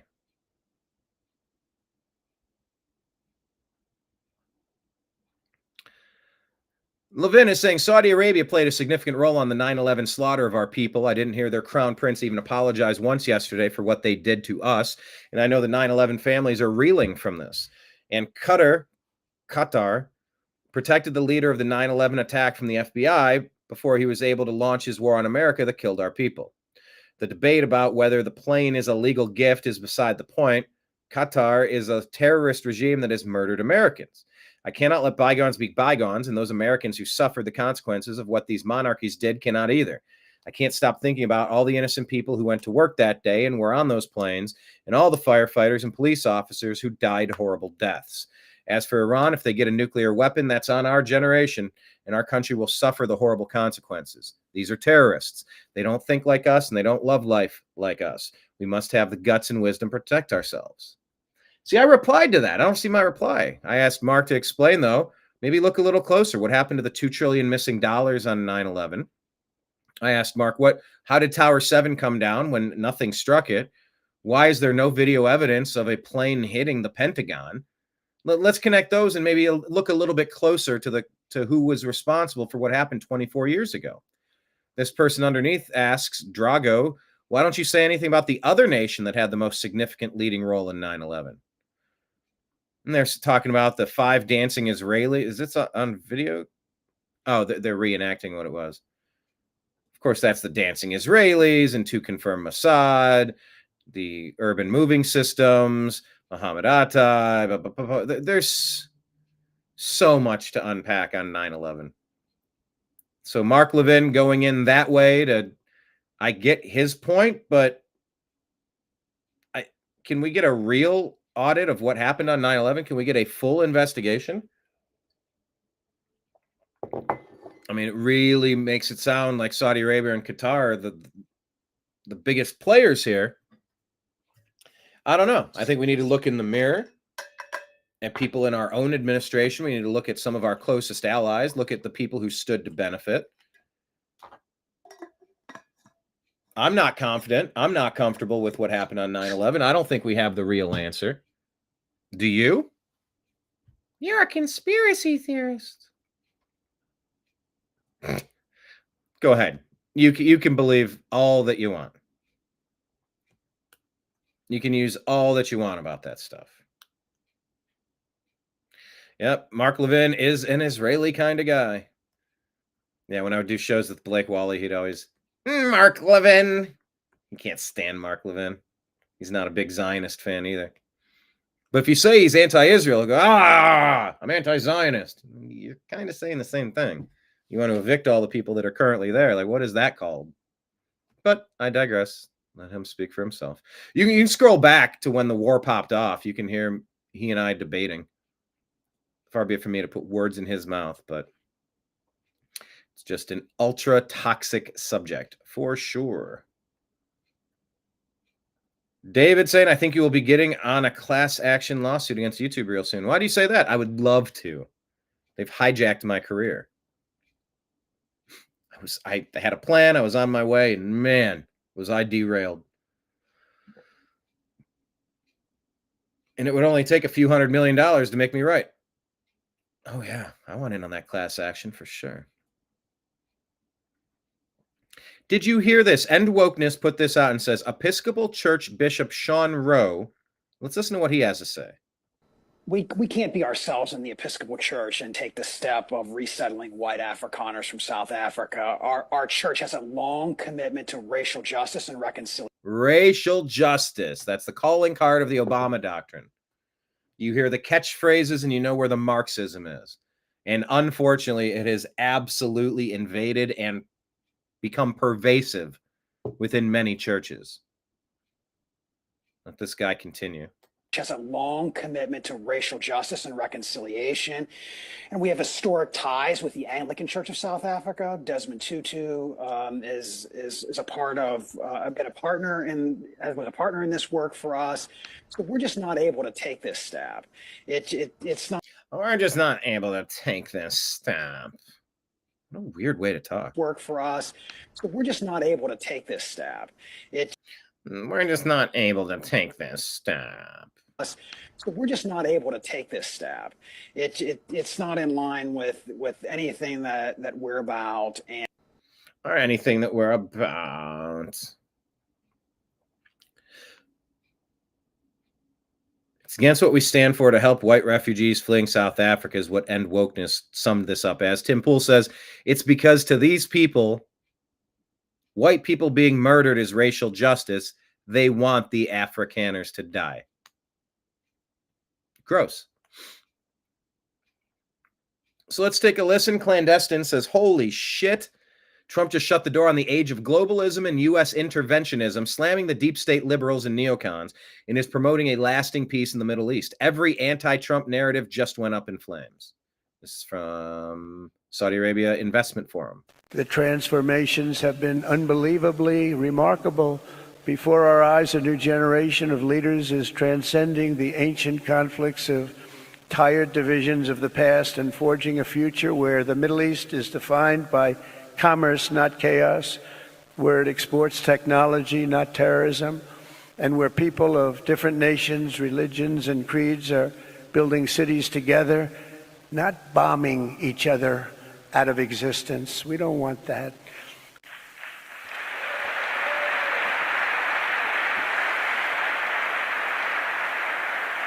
And it's crucial for the wider world to note this great transformation has not come from Western interventionists or flying people in beautiful planes giving you lectures on how to live and how to govern your own affairs. No, the gleaming marvels of Riyadh and Abu Dhabi were not created by the so-called nation builders, neocons, or liberal nonprofits like those who spent trillions and trillions of dollars failing to develop Kabul, Baghdad, so many other cities. Instead, the birth of a modern Middle East has been brought by the people of the region themselves, the people that are right here, the people that have lived here all their lives, developing your own sovereign countries, pursuing your own unique visions and charting your own destinies in your own way. It's really incredible what you've done.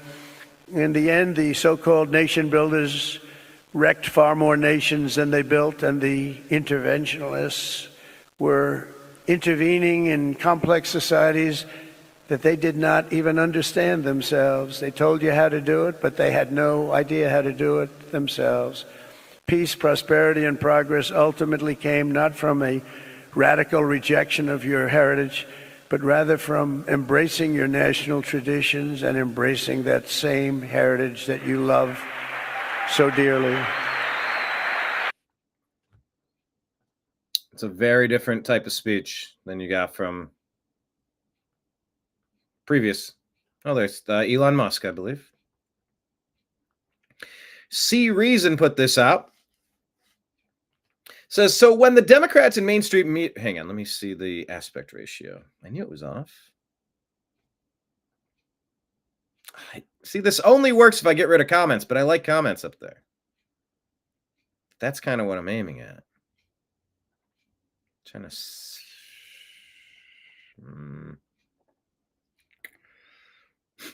shifting the screen, shifting. That's not going to work. Top and bottom? No, too small. I guess I'll just go back to this. All right.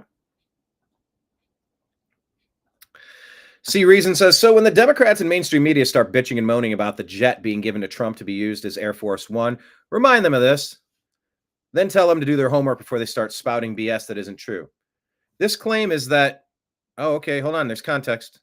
The viral claim originated on a self-described satirical Facebook page. The owner of the page is known for tricking conservatives into liking and sharing made-up content. So let me add context. So this viral claim is a leftist approach to satire or comedy or something. It isn't even funny. Lame. So that's what the context says, but they were claiming that Clinton got a helicopter. All right. I don't know. I'll scroll past it. Doesn't seem reliable. But if you see the Bill Clinton helicopter story, just know that there's context added on X saying it's bullshit. It's a satirical thing that isn't even funny. President Trump giving a thumbs up there. The numbers are staggering. We're talking about $600 billion in Saudi commitments and investment, including the largest defense deal in history. MBS says it could go as high as $1 trillion, and the United Arab Emirates are doing another 1.4 trillion. Roger Stone says the greatest title that history can bestow is that of a peacemaker. Trump is trying to do that. Mike Lee. Well, here, let's listen to this. Hakeem Jeffries is now threatening DHS agents if they enforce the law. Your statement the other day after there was this incident in Newark, you said they better not touch our members. Correct. What happens if they were to go and arrest these members, or if they would try to sanction them here in the House of Representatives? They'll find out. What would you do, though? They'll find out. What recourse? I mean, but doesn't that broach a... They'll find out. Doesn't that... I think you're going to find out. Look at this smug asshole. To go across That's a red line. What's the red line, though? I mean, I know we have this... It's a red line. It's very... What is a red line? Very clear. First of all, I think that the so-called Homeland Security spokesperson is a joke. It's a joke. Keeping the homeland safe is a joke. No, you're a joke. They know better. Know better than what? Than defying the Obama doctrine of forced colonization into America of the third world? No, we know exactly what you're up to, Democrats. We know exactly how you exploit the system. We know exactly what you're pushing this for. Than to go down that road. And it's been made loudly and abundantly clear to the Trump administration. What's that? We're not going to be intimidated. Intimidated by following the law? By their tactics to try to force principled opposition from not standing up to their extremism.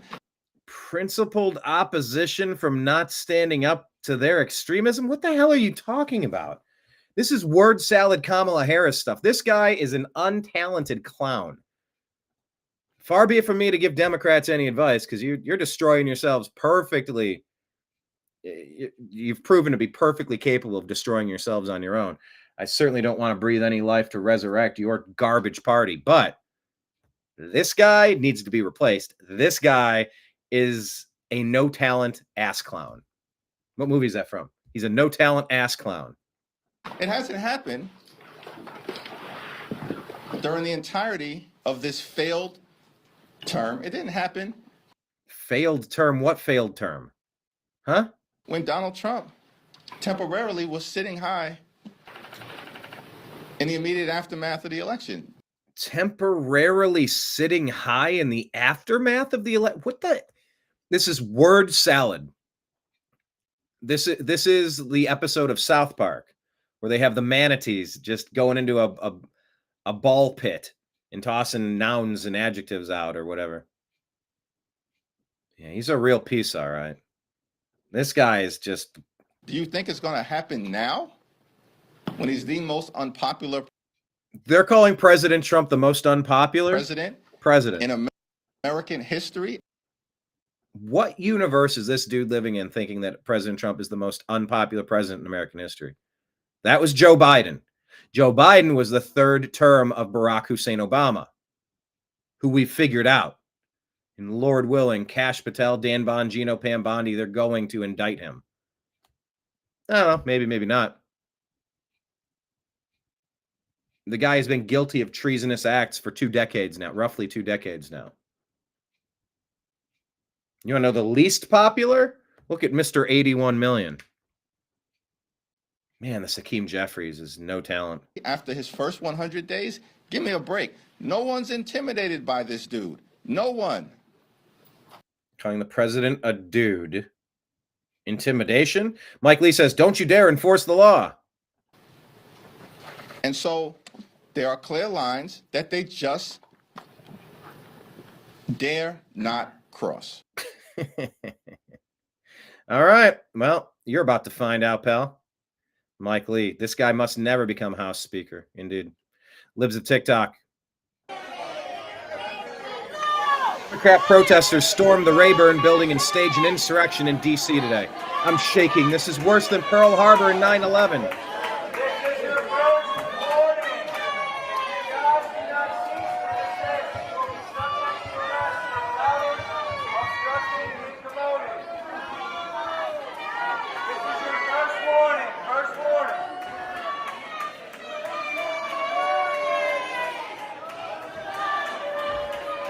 It's just a bunch of, what is this, paid elderly theater? Hey, we need to find some retired people we can bus in to go just put on a little play. It's so stupid. Bobby Kennedy explaining what's going on with the pharmaceutical updates here. Mr. Secretary, Trump says some prices will come down almost immediately.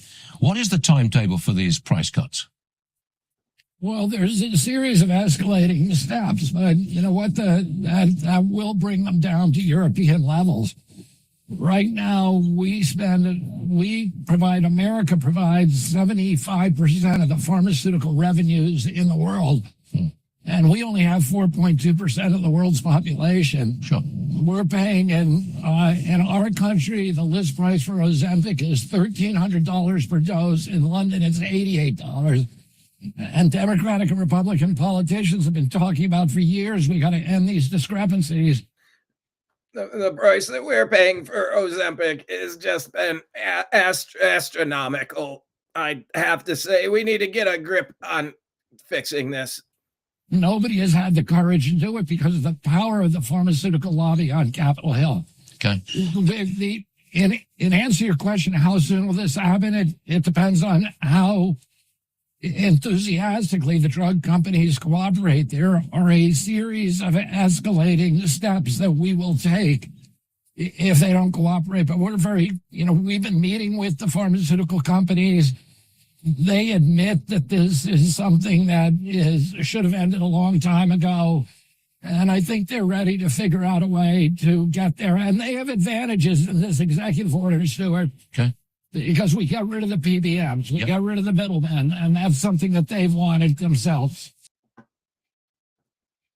Mr. Secretary. Such a big fan of what's going on. Thank you for fixing this. We've been getting robbed. That really is the story of the Trump administration. We've been getting robbed. And we're clawing back. And we're fighting back, finally. Josh Hawley exposes an all-state adjuster who's, according to Josh Hawley, says he exposed the... Okay, hold on. An all-state adjuster just said the quiet part out loud. He was removed from a case for being too thorough, only to be replaced by someone who Allstate saw as more cost-effective. In other words, Allstate cans employees who won't do its dirty work and lowballing customers. Wow. Are you a member of Allstate? Are you in good hands? Watching history in the making. This is a greatest president ever. Horse escort for Trump. It's an interesting scene. Camels and horses. And the beast. That was cool how they all peeled off and exposed the beast there. Did you see this? This is Portugal's right-wing nationalist leader. Well, right-wing is usually good. Nationalist is good. Andre Ventura suddenly collapsed mid-speech during a campaign rally, clutching his chest in visible pain. The incident occurred moments after he took a sip of water, freezing in place before grabbing at his chest and neck. Aides rushed to help him off stage. The Portuguese government has an election on Sunday. What is this? Chega! Chega! Porque temos que acabar com este país em que andam a viver.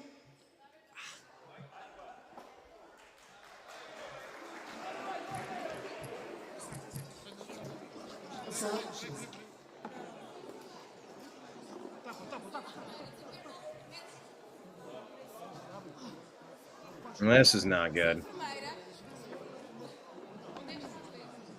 Peço, por favor, saiam do palco, por favor. Vamos sair do palco, por favor. Anytime a nationalist is taken out, we have to wonder who's behind it. Porque temos que acabar com este país em que andam a viver.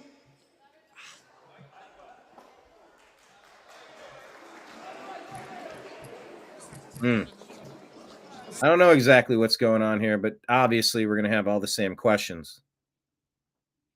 Update, Shadow Vezra says he's been discharged from the hospital where sources say he experienced an esophageal spasm linked to a spike in blood pressure.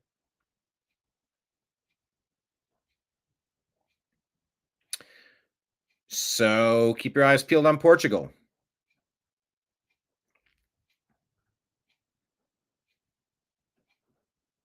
Yep, and this is just our test to see if the X algorithm is letting people see it. We got how many subscribers or followers, or what do they call them?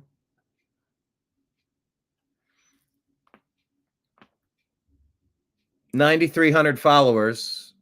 We're wondering how many people get to see our messages, because we're not getting the interaction that I would expect. Elon putting this out: Cybertrucks escorting President of the United States.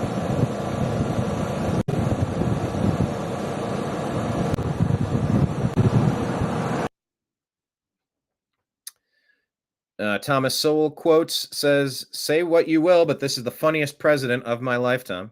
I mean, I'll tell you a story. A friend of mine who's a businessman, very, very, very top guy. Most of you would have heard of him.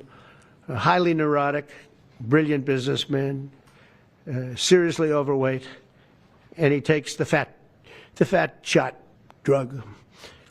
The fat shot drug.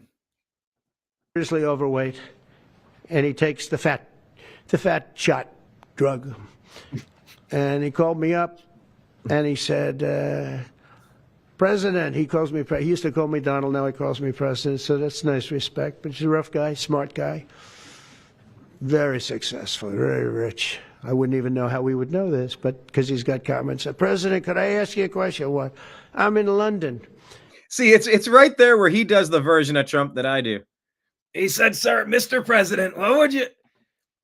But there's like laid back Trump, there's campaign Trump, there's telling a joke Trump, there's different versions. I wouldn't even know how we would know this, but because he's got comments. President, could I ask you a question? What?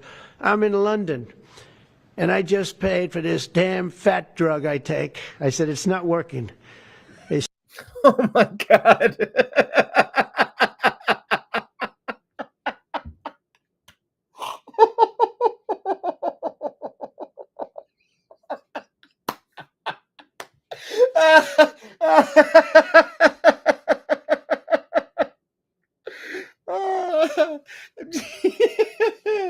I just paid for this fat drug. Well, it's not working. Oh. God, that is funny. These stories. Dude is just a stand-up comedian. I love it. But because he's got comments. President, could I ask you a question? What? I'm in London. President, and I just paid for this damn fat drug I take. I said, it's not working. He said, I just paid $88. And in New York, I pay $1,300. What the hell is going on? I mean, I'll tell you a story. God, that is funny. Was this? Let me see if this is the same clip or a different clip that I played. The transformations have been unbelievably remarkable. Before our eyes, a new generation of leaders is transcending the ancient conflicts of tired divisions of the past and forging a future where the Middle East is defined by commerce, not chaos, where it exports technology, not commerce, not chaos, exports technology, not terrorism. Terrorism, and where people of different nations, religions, and creeds are building cities together, not bombing each other out of existence. We don't want that. But Brian Cates adds, I can't tell you how listening to what Trump is saying here is causing shit-throwing fits among every single member of the Council of Foreign Relations, the NATO, UN, WEF, EU, Diplomatic Corps, people who look up at the war criminal Henry Kissinger like he was a humanitarian legend. The illusions that have held the world in stasis for over 100 years are fading away. The people who created and maintained those illusions have been sidelined, and they're watching what Trump is doing with mounting horror. And that's a beautiful thing. Jesse Lee Peterson asking a guest, why do you asks an Islamist? Well, here, just listen. Why do you live in a white country rather than your own country? You live in London there. Why do you live in a white country? I'm sorry? It's not a white country because I want to tell people about Islam. And if I stay in a Muslim country, they're already Muslim. So there's no point of me telling them about Islam, right? So I have to be in a place where people are not Muslim, right? So if I'm in the UK, there is a lot of people who are from different religions, different faiths, where I can have a dialogue, because this is what I do, right? Interfaith, religious discourse, and all of that. So I engage with different people. Could a Christian move to a Muslim country and freely and openly convert the people from Islam to to Christian? Well, ideally, under Islamic law, no, you're not allowed to, because Christianity is false, while Islam is the truth. Oh, that was smarmy right there. To Christian? Well, ideally, under Islamic law, no, you're not allowed to, because you're not allowed to have Christians preaching the gospel. And what did he say right here? Christianity is false, while Islam is the truth. Christianity is false, and that's why Islam is the truth. You don't allow these harmful ideologies to infiltrate into our people. Says that guy. Tolerance becomes a one-way street. Ooh, Alan West. When tolerance becomes a one-way street, which is exactly what this guy's saying. Infiltrate into our people. When tolerance becomes a one-way street. You must tolerate what they're up to, but they will not tolerate your rebuttal. Okay, that's a one-way street. It leads to cultural suicide. When I am able to fly to Saudi Arabia with my Bible in hand, with my cross around my neck, to go to Mecca and go to a church, then guess what? We're good to go. But until that point, we have to understand the objectives and the goals that Islam has. So there you go. While we're in the Middle East, it's something to consider.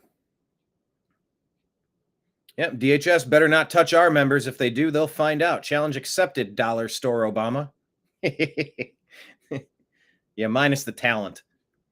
I don't like Barack Hussein Obama. I think he's an absolute traitor to America and to humanity in general, and one of the biggest dividers we've ever seen. You can't say that. Trump's the divider. No, Trump is actually doing common sense, obvious stuff.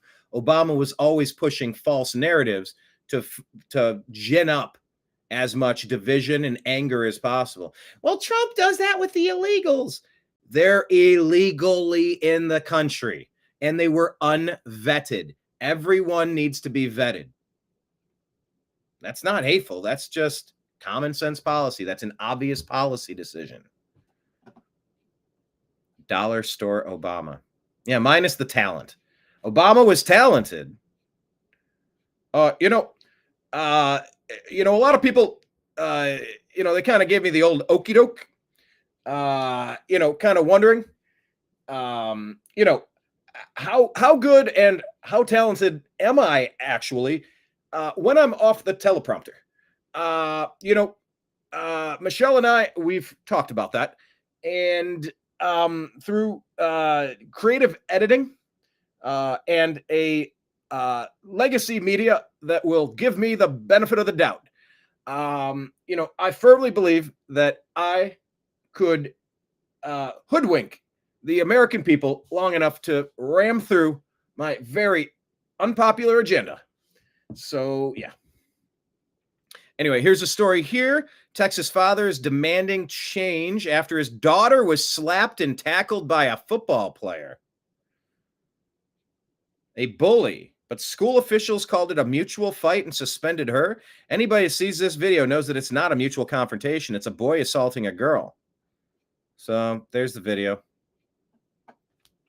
Episcopal Church announced it will end decades-old partnership with the government to resettle refugees, citing moral opposition to resettling white Afrikaners from South Africa who have been classified as refugees by the Trump administration. Translation: if you are white, we won't help you. All federal funds must be pulled from the Episcopal Church. It's time to enforce the separation of church and state, says Alex Jones. This right here, Western Lensman, says one of these videos generated a massive amount of outrage from Democrats in their propaganda press. And the other didn't receive a blip on the radar. Which one do you think it was? America getting invaded by a violent mob? We're very happy, nice family people with women and children waving American flags for a mass invasion of our country by military agents. No. You don't hate the lying legacy media enough. Elon pointing out that 28 launches and landings of the same booster. The SpaceX fleet-leading Falcon booster completes its 28th launch and landing. So that's pretty cool. It's a smarter way to do business. And what is this? Great transformation. Yeah, I think that this main clip was kind of the peace, prosperity. You love so do. Yeah, so it's kind of the same clip that we shared earlier. What would Tim Pool say? Yeah, Grok was being weird here. 2017, Trump signed executive order, blah, blah, blah, pausing temporarily U.S. refugee admissions for 120 days. Then you ask Grok or ChatGPT, did he do it in 2025? Pause the refugee intake. No, Donald Trump did not pause refugee intake in 2025 because he was not president in 2025. As of that year, Joe Biden is serving his second term of president. Now, Tim Pool goes, what? I mean, people, can I just... If Butler had worked... Yes? Hi. If Butler had worked... I shudder to think about where we'd be at right now. Come on, bud. Can you hear my buddy? Come on. I think he's asking for lunch. Deb from Sacramento. What's up, Deb? Thanks for listening in. I'm going to do the Deb dance. I'm just going to throw my arms up in the air because I totally care. Throw your hands in the air if you's a true player. Libs of TikTok reporting new numbers from the Bureau of Labor and Statistics show 800,000 jobs from last year. Guess what? They actually never existed. The Biden administration routinely overestimated jobs and quietly revised them down time and time again. The Biden administration media lied to our faces. Oh, you're damn right they did. Hey, Swig posts this. Remember when pallets of bricks appeared downtowns all over America the night before the BLM riots happened in 2020? Anyone ever figure out where those came from? I'd like to do a deep dive investigative report. Is there anyone that's done a deep dive on the pallets of bricks? Do we have any update on that? I'd love to kind of get some more insight there. Ooh, I could do this. Oh, no, I can't.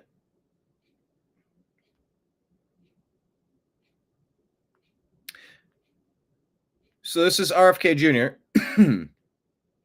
saying the same week, Bill Gates, who was overseeing the Event 201 simulation, bought 1.1 million shares of the vaccines. He then sold that stock 2 years later at $242 million profit.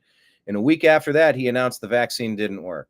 This is according to HHS Secretary Robert F. Kennedy Jr.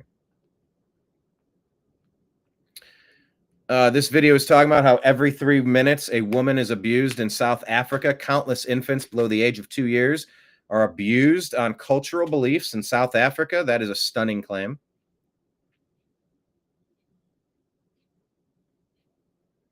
Did I play this exact clip about the prescription prices? This means American patients were effectively subsidizing socialist healthcare systems in Germany, in all parts of the European Union. They were the toughest of all. They were nasty. And I see that. I see that with trade, too. European Union is, in many ways, nastier than China. China. Okay? And China. We've just started with them. Oh, they'll come down a lot. You watch. We have all the cards. They treated us very unfairly. They sell us 13 million cars. We sell them none. That's not right. They sell us their agricultural products. We sell them virtually none. That's not right. They don't take our products. That gives us all the cards, and very unfair. So they're going to have to pay more for health care, and we're going to have to pay less. That's all it is. And believe this means that's a win. Oh, here they are. This is kind of what I was talking to you about. This is what those 49 South African farmers and their families that the Democrats wanted to deny entrance to America were running from. Listen to this. Shoot to kill, Yamaza. Kill the poor, the farmer. Kill the poor, the farmer. Brr, pa, pa. Shoot to kill. This is like a Saturday Night Live skit. Something Tim Meadows would be doing back in the day. I don't know why I had Tim Meadows played him. One of the few black actors from that era, where I watched more Saturday Night Live than other times. What's up, Nimbus? Oh, you're stepping on devices. What did you do? Yeah, hi, buddy. See here? Can you see my dude? Hi. He's shaking my hand, but he's here. You're changing the channel. Hold on. Can I get? There we go. There we go. Okay. I'll move that over here. Jeez, Nimbus. Just steps up onto the scene and starts typing things. All right. We'll move that. This seems like a Saturday Night Live skit. You're saying shoot to kill the boer, the farmer. Yamaza. Kill the poor, the farmer. Kill the poor. Julius Malema is the leader of South Africa's economic freedom fighters, and he's evil. The farmer. And look at how happy they are. Oh, they want to kill Whitey.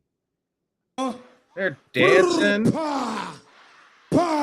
This is nuts.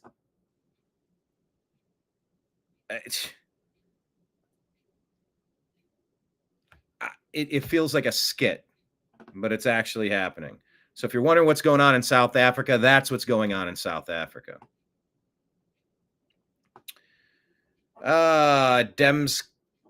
Democrats can't get past their lousy narratives. But Generation Z increasingly attending weekly religious service, reversing a decades-long decline in church attendance, looking for something greater, something higher. They're in the pursuit of something good and true and beautiful. You suffered under the lies and deception of COVID and wearing a mask while you shower and the 9th booster shot of the hyper-policing of every pronoun and every syllable that you say, and they want something greater than that, not something darker and something that is rooted in a cynical worldview, says Charlie Kirk. Here's a Mexican national illegally in the U.S. with multiple violent convictions, arrested in Spokane, Washington, April 29 by Border Patrol agents. Liberal local media and left-wing... Where are you going? Okay, go up there then. That's what he's moving my screen. Free breather. Oh my God. Here's the easiest question I've ever had. Yeah. Dude, I can't get traction on X. I can't get traction on YouTube. I can't get traction on anything. So either I suck at what I do. Well, I mean, this is a great time for me to act like I don't suck. My cat is changing my perspective on the camera right now. He's still headbutting the camera. That's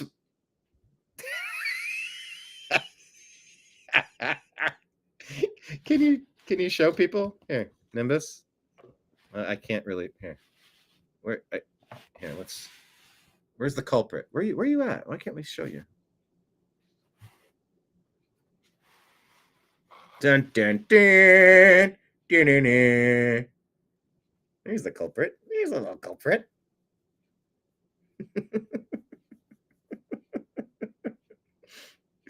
That couldn't have been timed any better. That's fantastic.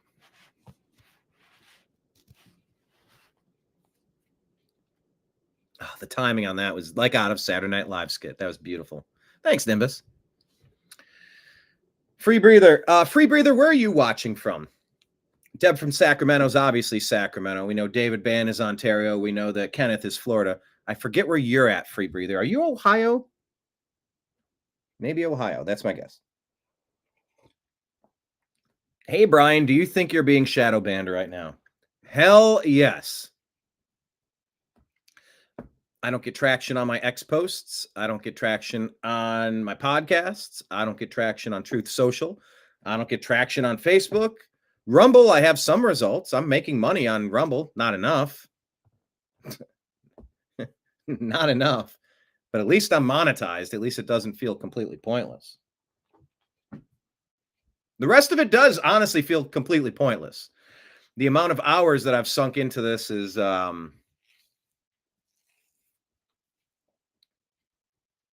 well, I gave everything that I had for the past two plus years. 3 years now? 2 years, 3 years? Pretty much when Blake kind of got back to me, let me back up. Let me backtrack for a second here. Here, hold on. Let me cover this story and move off this story. Liberal local media and left-wing activists demanded this idiot's release, and he was previously arrested for rape. So, adios. Thank you, Andy No, for sharing that story. Hold on. Let me just skim through this, and then I'll finish that question. Because I'm ready to... this medical officer, shared from the HealthBot account, is talking about heart issues skyrocketing, myocarditis, pulmonary heart disease, ischemic heart disease, heart failure, up 151%, 62, 69. He said 69. Oh, Elon, always laughing at 69. I don't think there's anything funny about heart disease rising. It's not funny, even if it is 69. Anyway, check out this guy and see if you agree or disagree with that. Here's Scott Jennings talking about the invasion of 30 million illegal aliens and then getting outraged over 60 people in South Africa who are being hunted for the color of their skin. I mean, I do think it's not alleged discrimination that these people are facing in South Africa. I mean, the law there absolutely allows their property to be confiscated. They are subject to racial discrimination. Some have been subject to violence from some reports that I have read. I mean, we're talking about 50-something people, and the people who seem to be angriest about this today had no problem with 20 million coming here. Some of the worst people in the world coming here, including gang members and so on and so forth. So I don't have a lot of sympathy for the folks who are outraged today after what happened to this country over the last several years, over 50-something people who are clearly being discriminated against in South Africa. Well, the previous administration had priorities about who to let in, including, By the way, discriminated is a very mild term for being hunted. All kinds of folks who I would argue shouldn't be here. This administration, I guess, is going to set priorities about who and who not to let in. But let's just be honest about what those priorities are, right? And by the way, I'm a Democrat here. I did not defend the Biden administration on immigration. But you voted for him. So that doesn't mean that I defended him on immigration. You voted for a continuation of it in 2024, did you not? I did not vote for his policies on immigration. But you voted. Did you vote? Do you vote? And it's one of the most important issues facing our nation. That these people are facing in South Africa. You voted to extend the immigration policies of the last administration. No, I did not vote for that. The point is, voting for the Democrats was a vote for more of the same. You're in a party that opened the borders, and I'm in a party that closed the borders, and I think the American people prefer it our way. Well, he's closed the borders. Yeah, 9-1. Of course they do.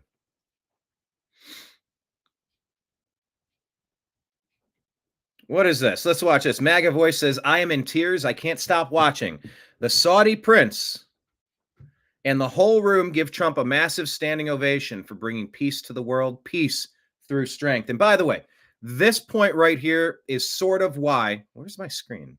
I need a producer to watch the screen, and so I don't always have to do 3 things at once. Sorry, you're hearing my frustrations. For the people that are upset that President Trump got a $1 trillion military budget, it's like, yeah, for whatever you saved in Doge, $100 billion, now you have $1 trillion. Like, you just wasted all the money on military. And you're like, okay. Consider this. Peace through strength. How many hundreds of billions of dollars have been sent down the toilet, money laundered to oligarchs in Ukraine? How much has been wasted sending weapons and supplies and money to Israel? How much money has been wasted all over the globe on warfare? stuff that we are supposed to foot the bill for. Peace through strength.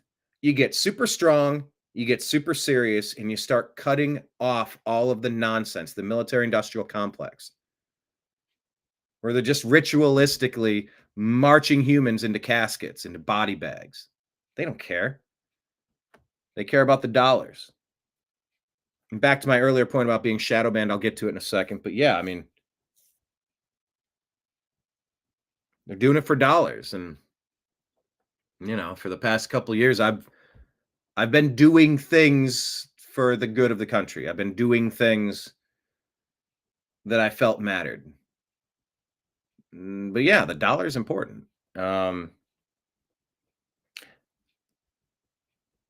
So look, with the Crown Prince here, in the $1 trillion budget, by the way, that's the point I was making. If a massive investment off the top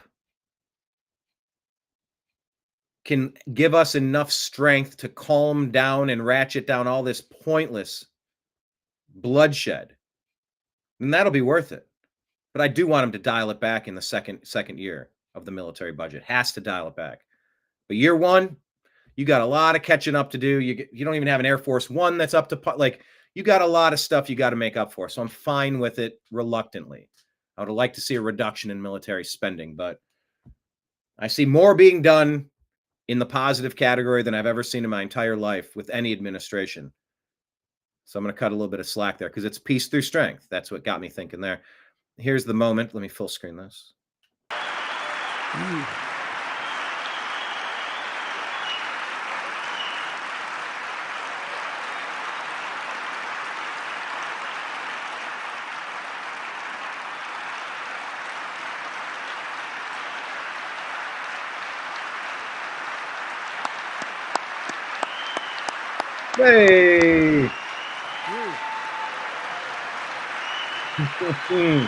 This man can work a room.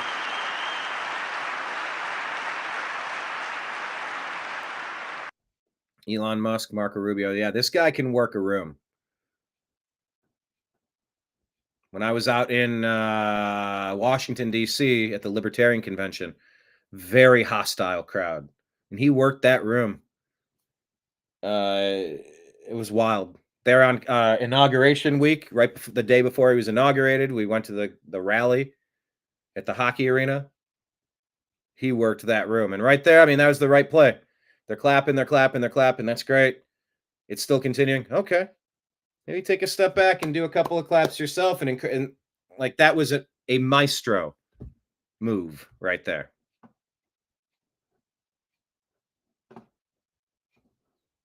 So let's just hope some of this stuff goes well. Anyway, I think a lot of the clips that I shared yesterday were a lot of the same moments in time. Yeah, Brian Cates here was saying this is the first real president we've had in my lifetime. And I was born in 1964. I say that very deliberately. All those other guys were controlled by hook or by crook. They all ended up doing what they were told. Trump set up a second term where he can tell them all to STFU. They can't tell him anything.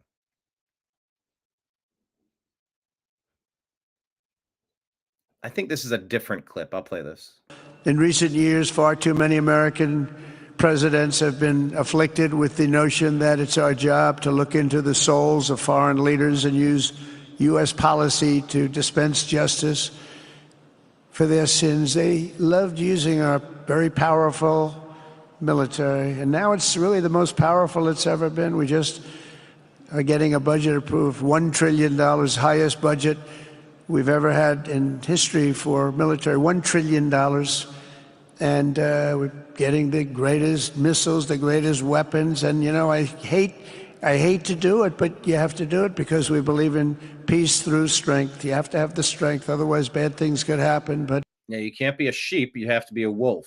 And like Jordan Peterson extensively discusses, it's being weak is not a virtue. Being strong and dangerous and restraining yourself, that's a virtue. hopefully we'll never have to use any of those weapons. Seems to be an awfully big waste of money if you're never going to use them, but hopefully we'll never have to use them because the destructive power of some of those weapons are like nobody's seen before. I believe it is God's job to sit in judgment, my job to defend America, and to promote the fundamental interest of stability, prosperity, and peace. That's what I really want to do. That's a really good line right there, that last part. Some of those weapons are like nobody's seen before. This part right here. I believe it is God's job to sit in judgment, my job to defend America, and to promote the fundamental interest of stability, prosperity, and peace. That's what I really want to do. So yeah, president is out there getting it done. Anyway, yeah,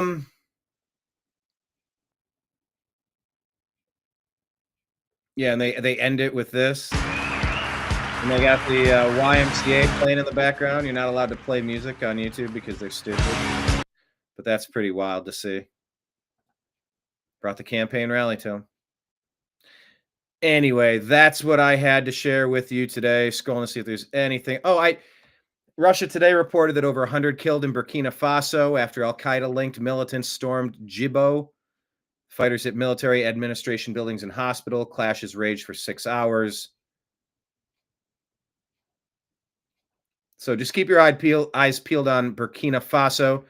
Alternative News says the president of Burkina Faso spent 3 days in Moscow, and he flew back with the same Russian plane protected by the same fighter jets, welcomed back home by all high government officials and Russian embassy staff. How history is repeating itself, but this time it will end in celebration. Burkina Faso and Africa will be fully liberated. So, yeah, Africa is getting interesting. Burkina Faso, keep your eyes peeled on those attacks. Yeah, consumer prices. Yeah, really good jobs numbers. So happy to report that. Anything else I wanted to touch upon? Anything breaking? Any other news stories that we did not get to?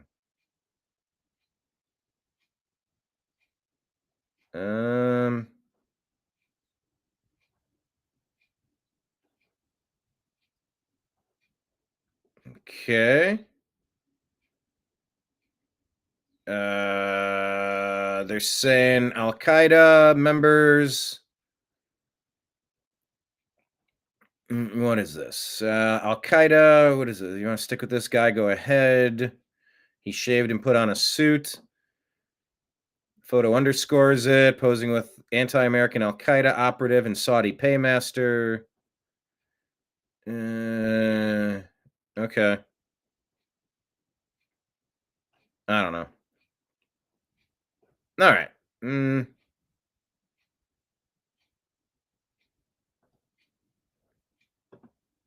All right.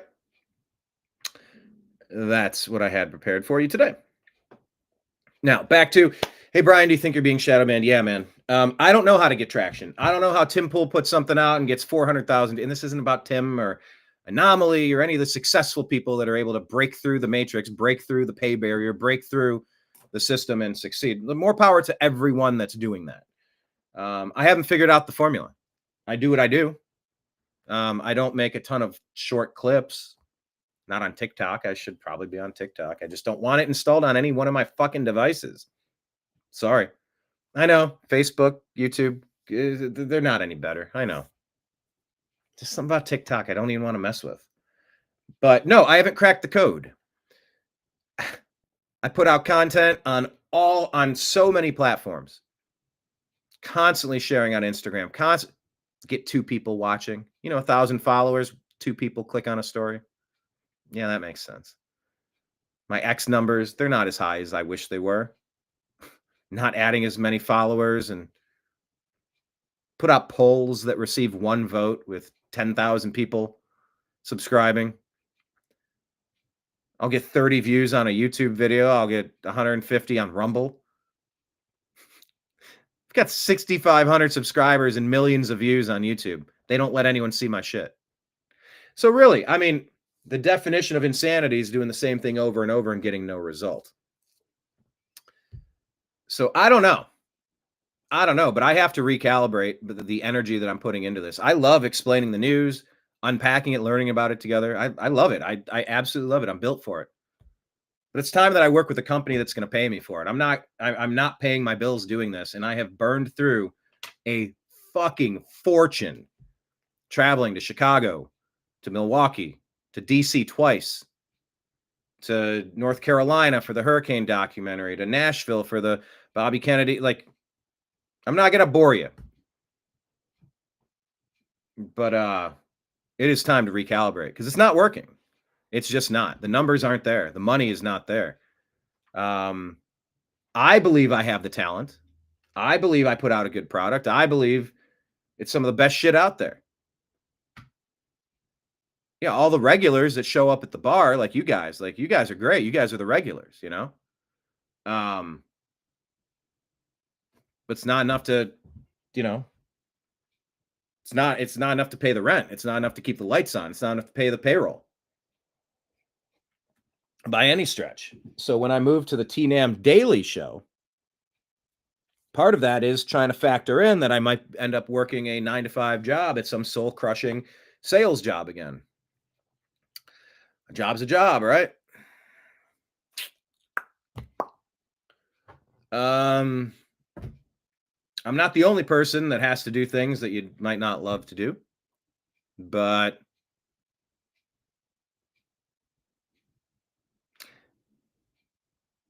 yeah, I've had a lot of opportunities that I thought were going to turn into things. Whether it was getting to report in the Bronx for Real America's Voice on with Jack Posobiec, and they used 3 or 4 of my segment pieces for the Steve Bannon intro clip on the network for his show that evening. In development talks with BBC for a television show. They were calling it All American Conspiracy, and then I kind of worked it into maybe the fake news game show, shot some pilots for that. Didn't materialize. I mean, that's fine. A lot of things that you do don't materialize. But yeah, the shadow ban does not help. I don't think there's a single platform that we are crushing on metrics. I don't know what the code is. But yeah, the shadow ban it's brutal. Yeah, to get triple digits in a YouTube video these days, oh my God. You get 100 views. It's like they cap you at 30. They'll get you 30, 35, and they just stop it. But then on the other side, my sports content gets a hell of a lot of views. But it's fucking sports. It's super fucking irrelevant. I love my sports. Oh, I'm crushed by the Cavs, the best team in the East, and just couldn't even make it to the Eastern Conference Championship round. I do get some better views on the sports stuff, but my heart, there's too much going on that's important. I don't want to waste my energy on shit that doesn't matter.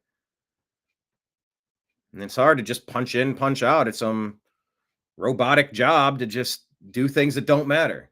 Yeah, but paychecks matter, and just all of it matters.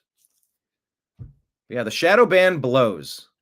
If anyone's got a way to figure out how to reverse that, I'm all ears. Free breather. Where did you say you're from? Ethiopia, Minnesota. Is there any way to save Minnesota? Free breather and Kenneth, you're originally from Florida, right? Free breather says shadow banning shouldn't be legal. I know.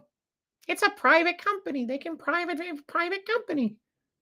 Not when it's DARPA and deep state Democrat run, when they're only restricting conservatives. And that's what I was getting at earlier. You know, when Blake Wally got back to me, I've been doing shows with Blake sort of from the beginning. The New American Media has been out for 14 years.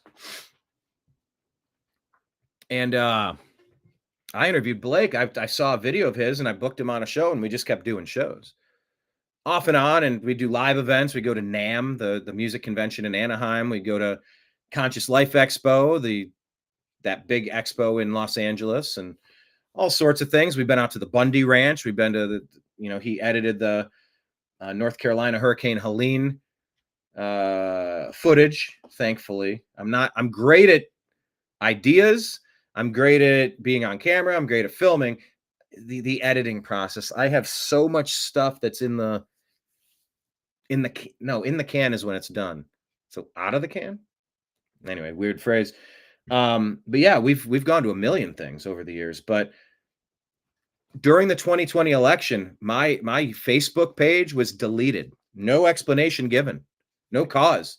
No human to figure out what was happening. No ability to remedy any alleged issue. They deleted my page. They deleted groups. They suspended my personal ability to use Facebook over and over again. That was under the control of Biden's, the Obama-controlled deep state. So no, it's not a private company. It's the censorship regime of the Obama doctrine, with Biden as his puppet, however you want to phrase it. YouTube, my YouTube page. I got like 150,000 views in 2 hours when I interviewed John McAfee. 150,000 views in 2 hours. And then snap, shut the light switch off. That video has been tossed down the memory hole. Good luck trying to find it on YouTube. Actually, that's a good question. Any of you watching on YouTube, can you type in Brian Engelman, John McAfee? Can you even find that video? Or type in Brian Engelman, Larry Elder, where Larry's discussing, type in, what was it? He's been on several times. I think he's discussing the Black family. Let's type in Brian Engelman, Larry Elder, Black family. Can you even find these videos? Yeah, it's been sort of the definition of insanity, doing the same thing over and over and getting the same result. Because they're not private companies. Google, YouTube, Facebook, Meta, Instagram. How many times Instagram just shuts me off and I can't even use their account? Or, oh, you're banned for using these features for 7 days. You can't go live. I still have a strike on YouTube and nobody's ever explained to me what it was. Nobody's given me a timestamp and said, see, here's the part. What part? Nothing. Crickets. No help. No answers. So yeah, I'm living in a cuckoo clock. And it's for these reasons that I fucking walked away.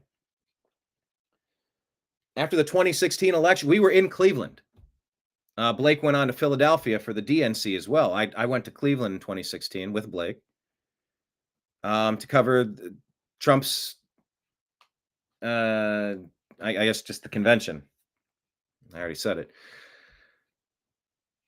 I was beyond spent spiritually. I think fighting the demonic Hillary Clinton campaign, and I interviewed Laura Eisenhower, and I think she said something about the demonic Hillary campaign. I'm like, that's exactly what it was. It was spiritual warfare. And I had to kind of step aside. I just had to peel back. I had to back off a little bit. I was too in the fight. I was in the man in the arena, blood and dust and scrapes and scars and all of that. I gave everything I had to stop Hillary in 2016. Kind of backed out a little bit and tried some other things. It was around that time I was pitching that show with BBC and, you know, other things as well. But then, yeah, I ramped things back up.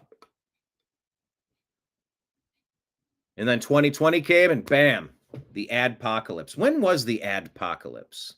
I'm going to ask Grok. Let me refresh. When was the YouTube ad Pocalypse?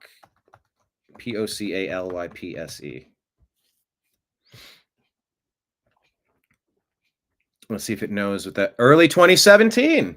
Yeah, coincided greatly. March 2017, triggered by advertisers pulling their ads from YouTube because their content appeared alongside controversial or extremist videos promoting hate or terror.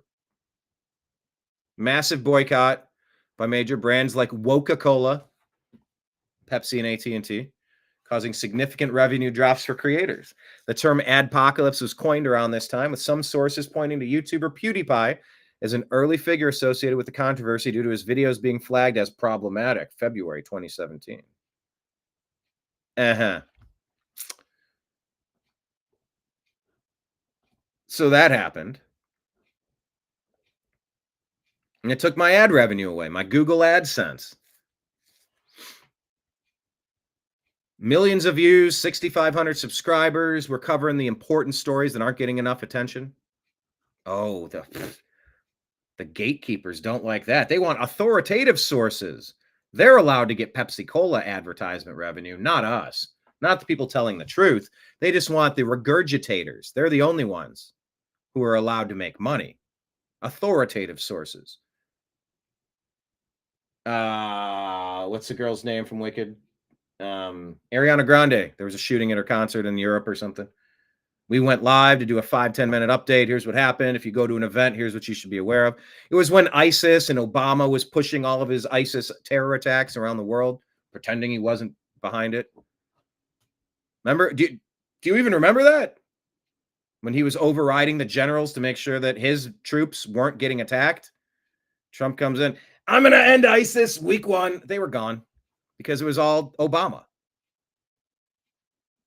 Anyway, that's a whole other can of worms and a rabbit hole to go down. But I went live to give you that tip. If you're going to a live concert, if you're going to a big event, here's ways to stay safe. If you get separated, set some pivot points where we'll meet up at the car. If we can't get to the car, we'll meet you at this corner. If we're in the event, we'll meet you in the lobby. If we can't get there, get out and we'll meet you down at the... They blocked it. They refused to, your content could not be shared, or it's been restricted so nobody can watch it, or they demonetized it because of sensitive subject matter. And I'm telling you, just like you're watching, all the comments popping here on the side of the YouTube.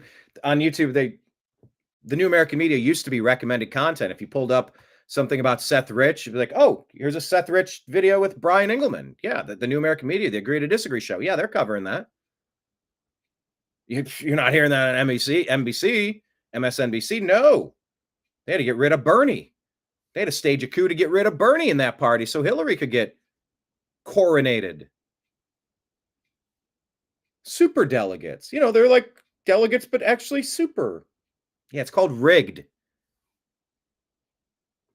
Remember when you stole the primary from Joe Biden and handed it to Kamala? Kamala! Remember that?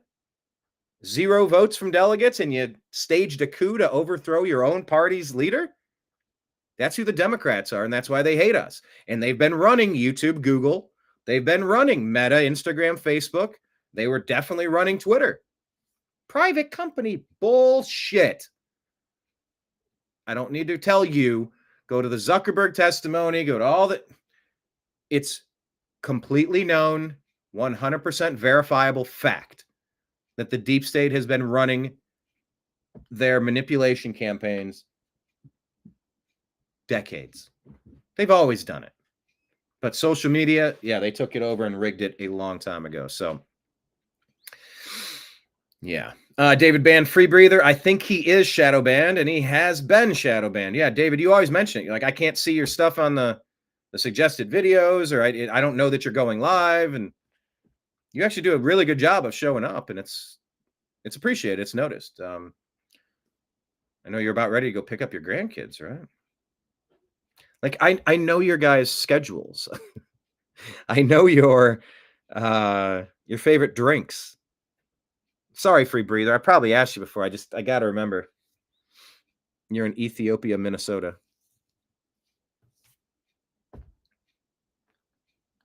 I remember stuff like this anyway. Bella's chance. Hey, Bella. Bella over on the Cape Cod. I remember all this shit. Nimbus, the star of the show. Yeah, absolutely. Deb from Sacramento saying, you don't suck, Brian. Definitely not you. Well, and that's what the deep state wants you to think. They want you to think you're crazy. They want you to think that you're no good. They want you to think that there's no point in doing what you're doing. And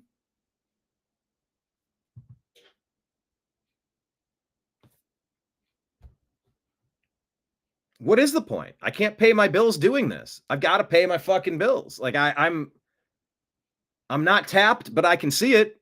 I can see the end of it.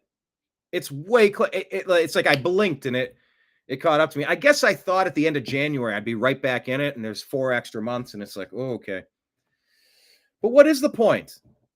If I don't suck, why hasn't this show taken off? If I don't suck, why haven't I been poached by somebody to pay me a solid, handsome salary so that I can do what I do and pay for my life at the same time? Why is it I have to sacrifice everything in my life to do what I'm doing and not get the recognition, the views, the numbers, the counts, the analytics, the metrics that I feel like I deserve? It doesn't matter what facts don't care about your feelings, right? And that's a good time to remind you that you should go to Sleep Number. I haven't done a good Ben Shapiro in a while. I don't listen to his shows. But yeah, I don't think I suck, which is why what you've witnessed since Blake Wally came back and he's like, dude, let's start doing a show. And I'm like, what's the point? I'm like, Blake, what's the fucking point? What's the point? So that I can dump thousands, tens of thousands of hours into something and not get the result. It's like, bro, you're not going to make the Major League Baseball team. Figure out another path. It's like, but I really like to play baseball. Doesn't matter what I like. If I was so good, why aren't there 1,000 of you? Why aren't there 10,000 of you signed up on Patreon? I don't want to doubt myself. And I've pushed through. And what I was getting at is, so Blake and I were doing weekly shows? It was or twice a week, Tuesday, Thursday. You were asking, why don't you and Blake do a show together anymore? Time conflict. Well, I think Blake had some of the same things I've been telling you about. Well, what are we doing? Doing the same thing over and over, but we're not getting traction. The definition of insanity, doing the same thing over and over and not getting any different results, getting the same results. Now, there's a lot of inside baseball with our conversations and the things I talked to Blake about, and I thought he heard, and I thought he understood, and I thought he would do.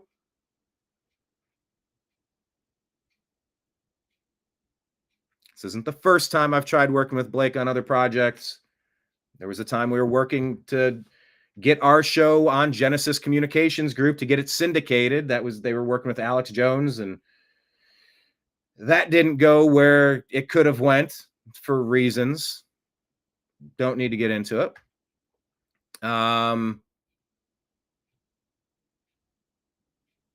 Yeah, there have been a lot of times I had wished that Blake would do some things. Frustrated that he didn't. And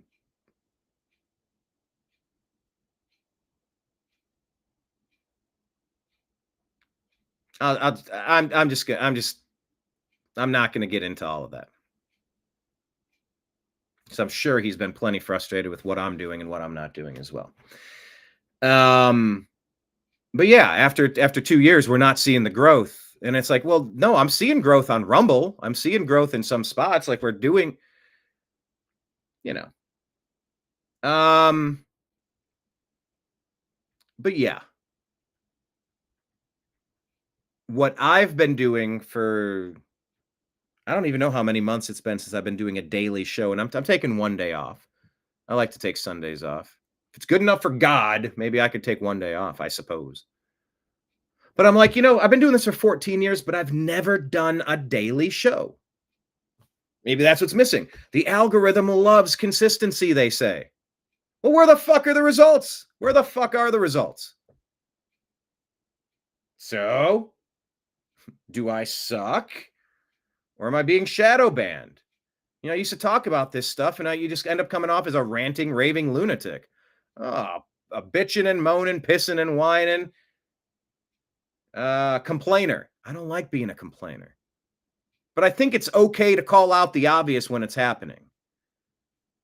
I guess now it's chic. It's in style to be like, oh, yeah. Oh, they're definitely shadow. Oh, of course.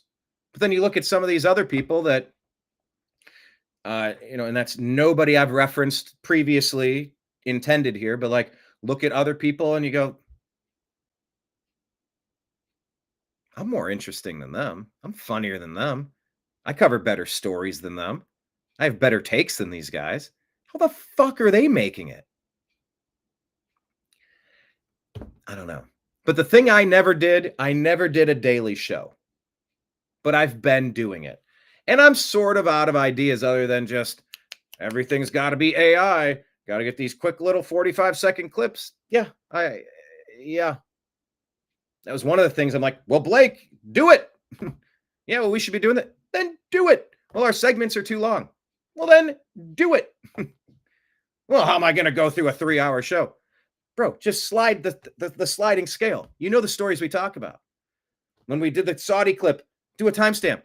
Go to that clip and make that clip into a 1-minute thing. Then fucking fine. Whatever, dude.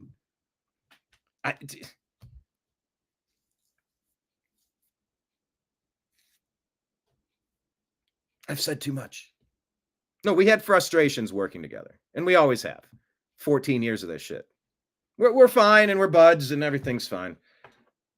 But on some other levels, we're not fine. On some other levels, like, some lines have been crossed. God, I'm talking way too much. But it's only because you brought it up. It's only because you brought it up. To everybody who's been watching, I don't talk about Blake, and I don't like air this dirty laundry. It's one of my biggest frustrations about independent media. One of my biggest frustrations about what do you call it? Independent media. We're the mainstream media, not the lying legacy media propagandists reading their scripts. But one of my biggest frustrations with mainstream media, which is independent media, which is alternative media, which is the new American media, it's too much backbiting and infighting. So I really do try to steer clear of beefs, insults, and public airing of grievances. I don't want that to be my brand. And some people live on that and they thrive on it. They like it's a big part of who they are. I don't really want that for me. I don't really want that for me. But at this juncture, it's very important that Blake do all of the things that he feels are right for him to do. That's it. That's it. That's the crux of it all. Should we condense it to any part? It's very important at this juncture for Blake to do what Blake feels is right for Blake. Also, it's very important for me to do the things that I need to do. And I think a 45-minute to 60-minute show suits Blake very well. He says 60 to 90, but he starts turning into a pumpkin after 60. You can go back and watch any of the shows we did. You can see when he's getting snippy and getting like agitated, and he's like, "Oh, we did this show for 2 hours. I can't believe it." I'm like, brother, I'm warming up after 60 minutes. But I'm me. He's allowed to be him. There's nothing wrong with that. There's nothing wrong with him saying, dude, I got 60 minutes to commit to this. But I think the difference is this. I don't know if I've told him this. I had to have. Who knows?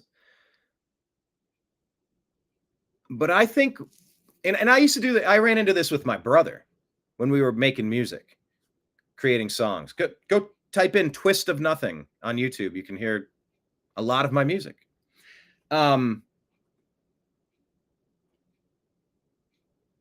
My brother wanted everything to be perfect all the time and wanted to create and craft these magnum opuses of songs. And I'm like, dude, come on. There's A, B, C, D, E, F, G. There's no chord H. There's only so many versions of a song that we can make. The Beatles wrote a song a day after school. A song a day. Just let's fucking crank some content out, please. Yeah, but today it's all about short clips. Then edit them down to short clips. I'm not good at editing. I'm like, it's not in my, it's not the thing I excel at. I excel at pumping out tons of content, having a lot of takes, trying to be interesting and funny and educational along the way. But I think you can overdo the research component, and you're going to end up spending I'm at 2 hours and 49 minutes. In my head, I'm like, all right, let's try to do an hour and a half today. Fucking good luck. I'm not wired that way. Now, if I worked with another team and a producer, yeah, you got your 6-minute segments, you got your 10-minute segments, your 3-minute segments. I got it. I could definitely roll in under those parameters if you had a head coach who was orchestrating and crafting that dynamic. But and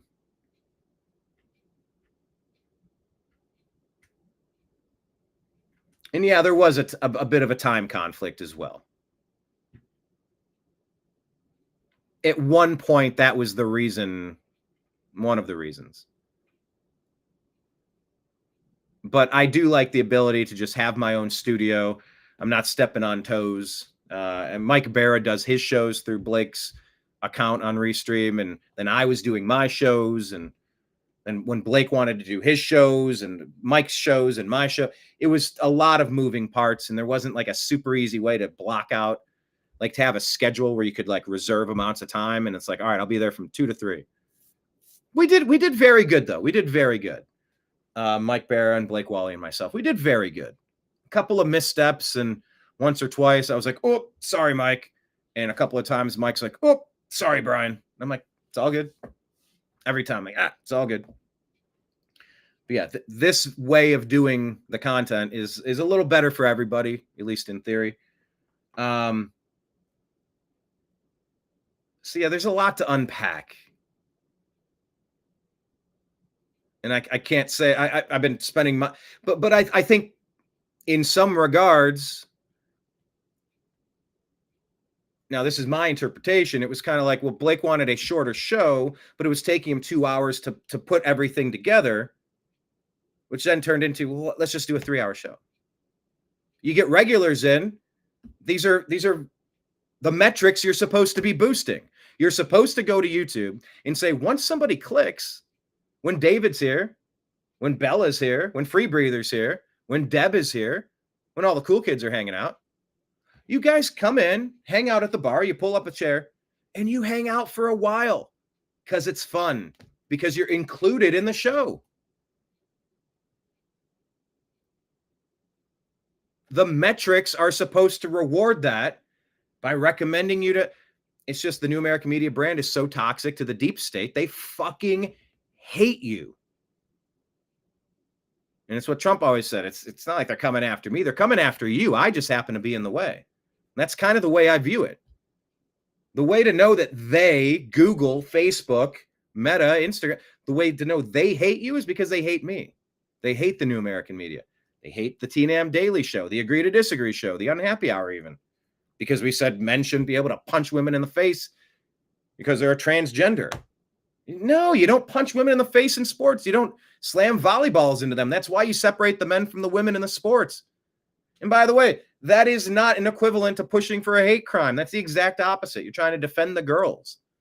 I'm living in a cuckoo clock. You know, so anyway, to sum that all up, and I'll admit I can't claim to be an exact expert on what Blake is up to. But the agreement I thought we reached was, all right, let's try to do tighter shows. And we proved to ourselves we had the ability to. But there were other frustrations and other things. And but it was like, let's do a shorter show and then fine, do the little segments. But I think it was, well, why don't you do it? Why don't you do the research? Why don't you? I'm like, fine, just you do your show, I'll do mine. You know, he and I were recently, maybe a month ago, we were both guests on Toxically Masculine Tuesday. What does he do? And I even have a show with Mike Barra now called Strictly Football right there. How do I get this image off the screen? The chat. There we go. Yeah, so we've done like 24 episodes of Strictly Football. And Mike's happy. He's just like, I just like talking sports with somebody all the time. I'm like, fuck yeah, let's go. So it's fine. There's room for everybody with what everybody's personal pet projects are. That's fine. Plenty of space for it. What is it? Distance makes the heart grow fonder. But what's the opposite of that? That familiarity breeds contempt. And it's like, hold on, I'm sensing a bunch of frustration. I don't think it's with me. You handle that. And Blake's definitely been frustrated by me. Definitely been, as I have been with him, as anybody is when you have creative differences. You have other ideas of how to do things.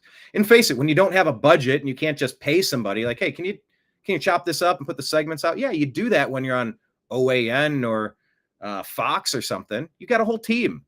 You create the content. The producer organizes it. The director or the manager, who, the engineer keeps organizing all of the images, and they got the stock photos, and they're switching between. It's tough because I'm doing all of the things at the same time. I'm playing all the positions, all the graphics, all of the screen changes when it's shifting and switching. I'm going to show this. I'm going to share this. I'm going to click on that. Incorporate the comments. There's a million things to happen. So,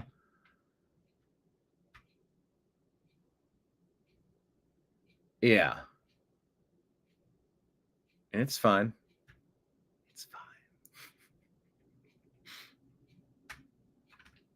It's fine. So,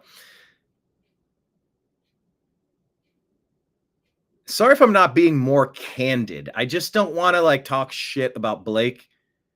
We're two creative people with strong opinions, and we have a version of what we want to create, and there's space for that.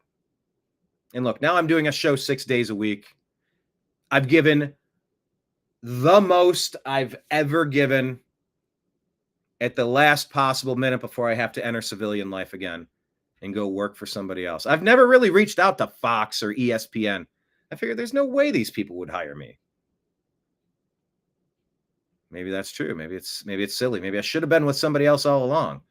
I just always felt like my best bet was to bet on myself. And I've never bet on myself like I have in the past 2 years. Never.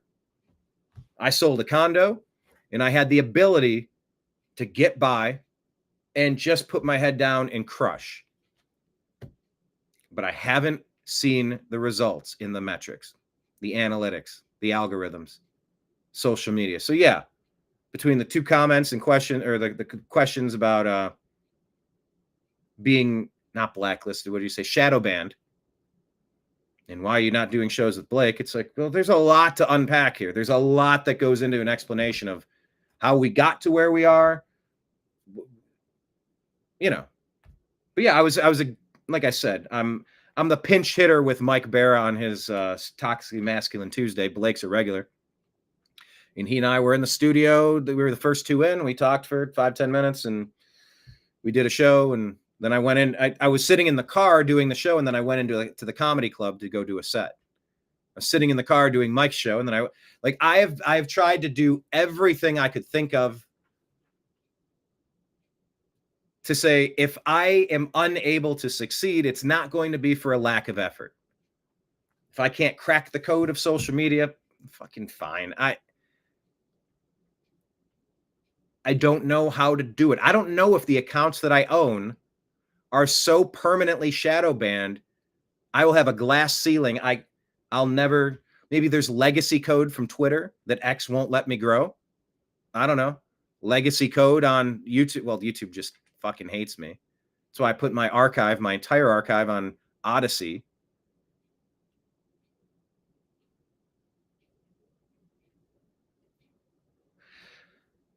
So yeah, there's a lot to unpack there. So let me re-answer the question. Deb from SAC, why don't you and Blake do a show together anymore? Time conflict. Yes, there has been a time conflict. Tuesday, Thursday, around 3 or 4 o'clock for him was the only thing that worked. And that was the time I still wanted to do the show at that time. And I no longer do want to do it in the middle of the day, but that works best for him. And if he's going to do his own thing, we can't both do our own thing. So yeah, that's a time conflict was one of the major contributing factors to why that has occurred. Plus all that other shit. Was I fair? Was I nice? Was I being a dick there? Did any of that come out wrong? Any clarification needed? I don't know. I don't like talking about certain topics. Oh God, the frustration over Israel too. He and I, holy fuck. And all you got to do is anytime the topic comes up.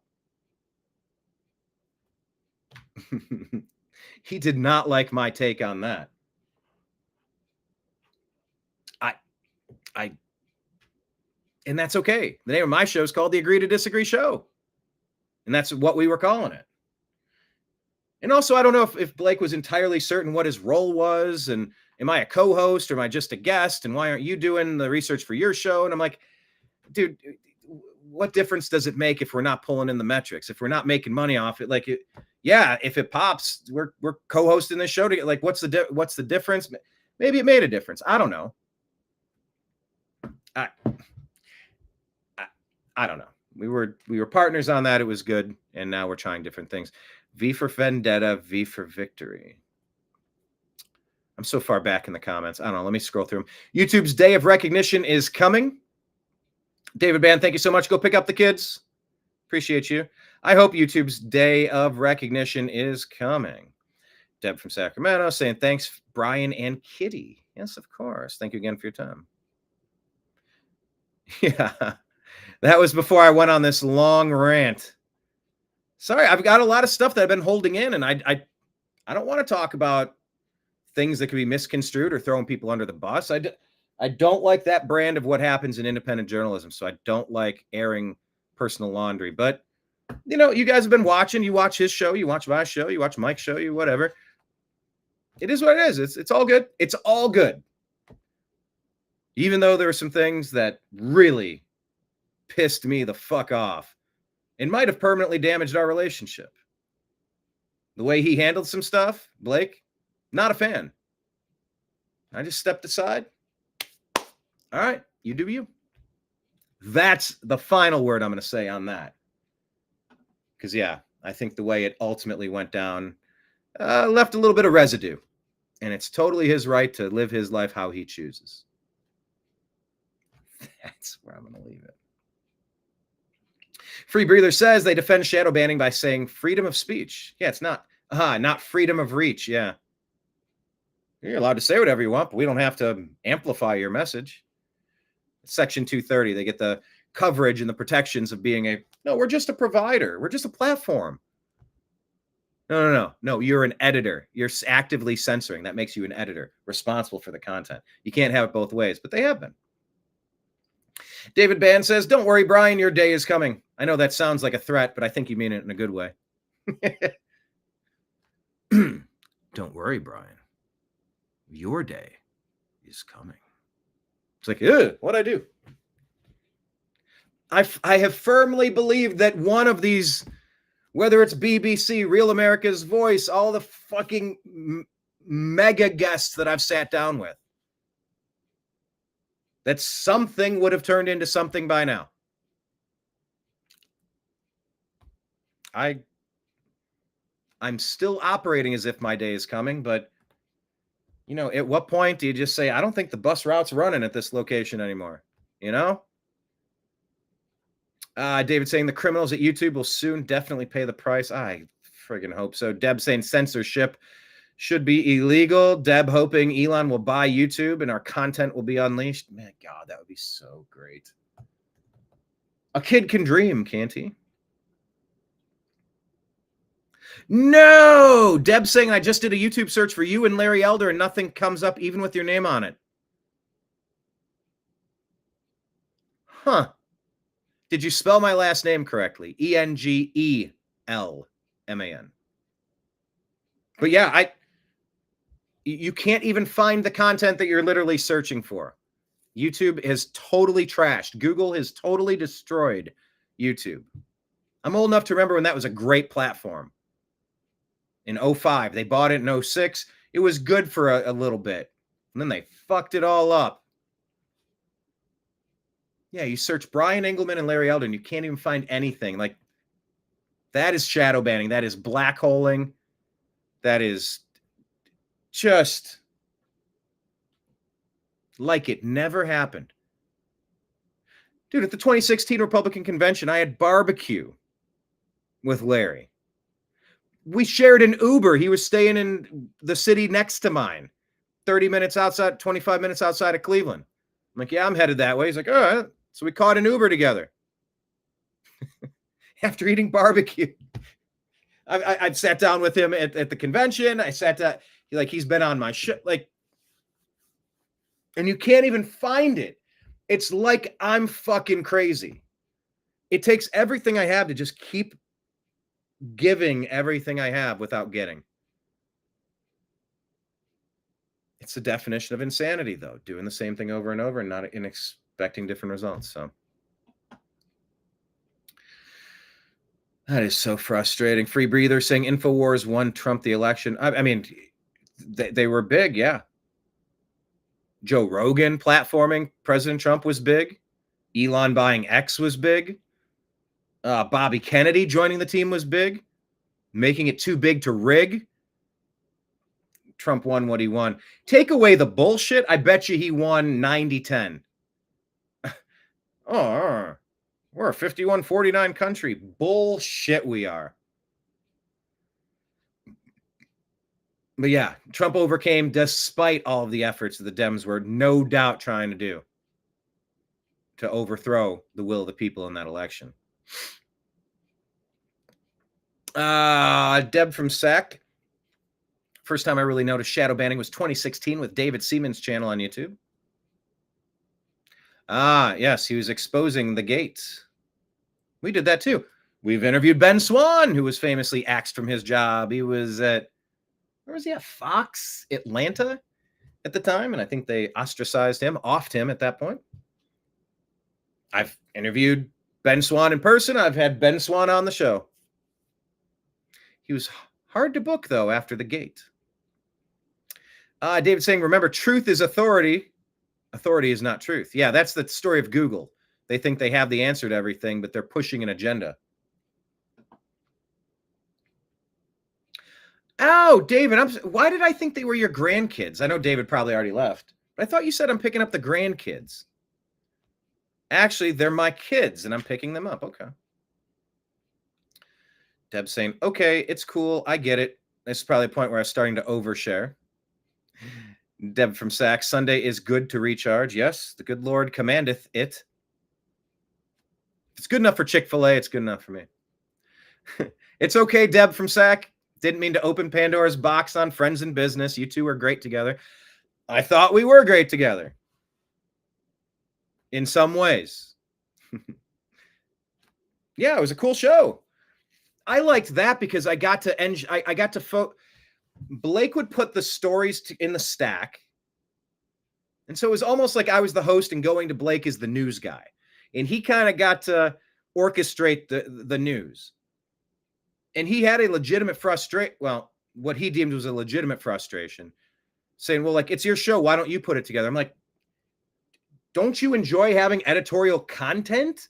Don't you enjoy having like a say on what we're going to talk about? And he's like, well, it's your show. You should do it. I'm like, but it's our show. And the dynamic is you want to go on a BB bashing spree? Go for it. It's agree to disagree. I don't love the guy. I don't love Israel. I don't love Palestine. I don't love any of I don't want people to get butchered at a music festival.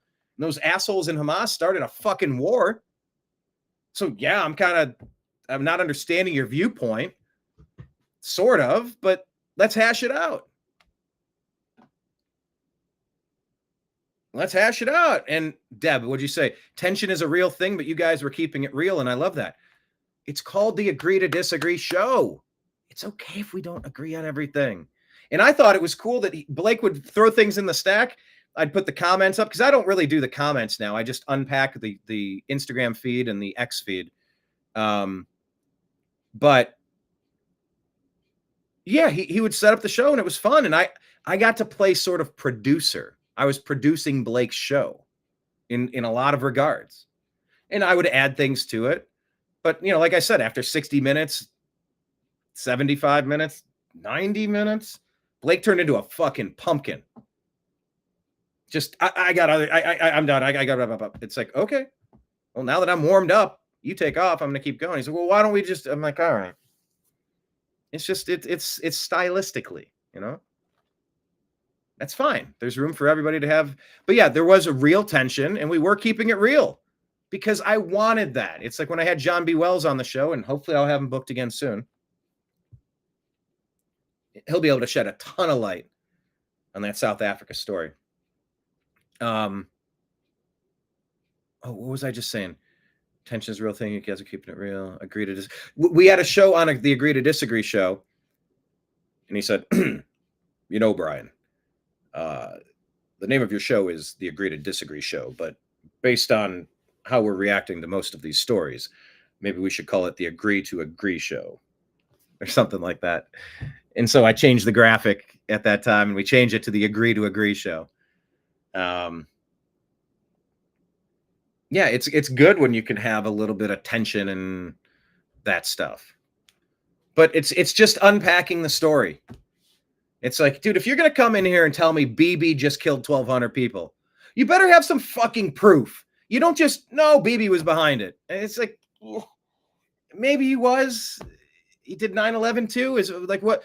He also sunk the Lusitania, and he also what? Ate the apple in the Garden of like what? Okay, he's Satan Yahoo. I got it. You hate him, but you got to give me some evidence if you're going to say that he allowed that to happen. That's like saying somebody who wore a sexy dress, they deserve to get raped because, you know, they were asking for it. They allowed it to happen.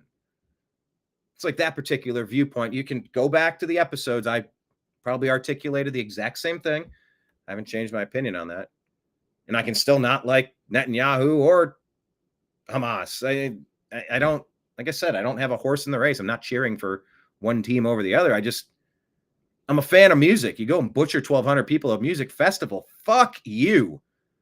If I were in charge of a country and you killed 1,200 of my people, your nation is glass.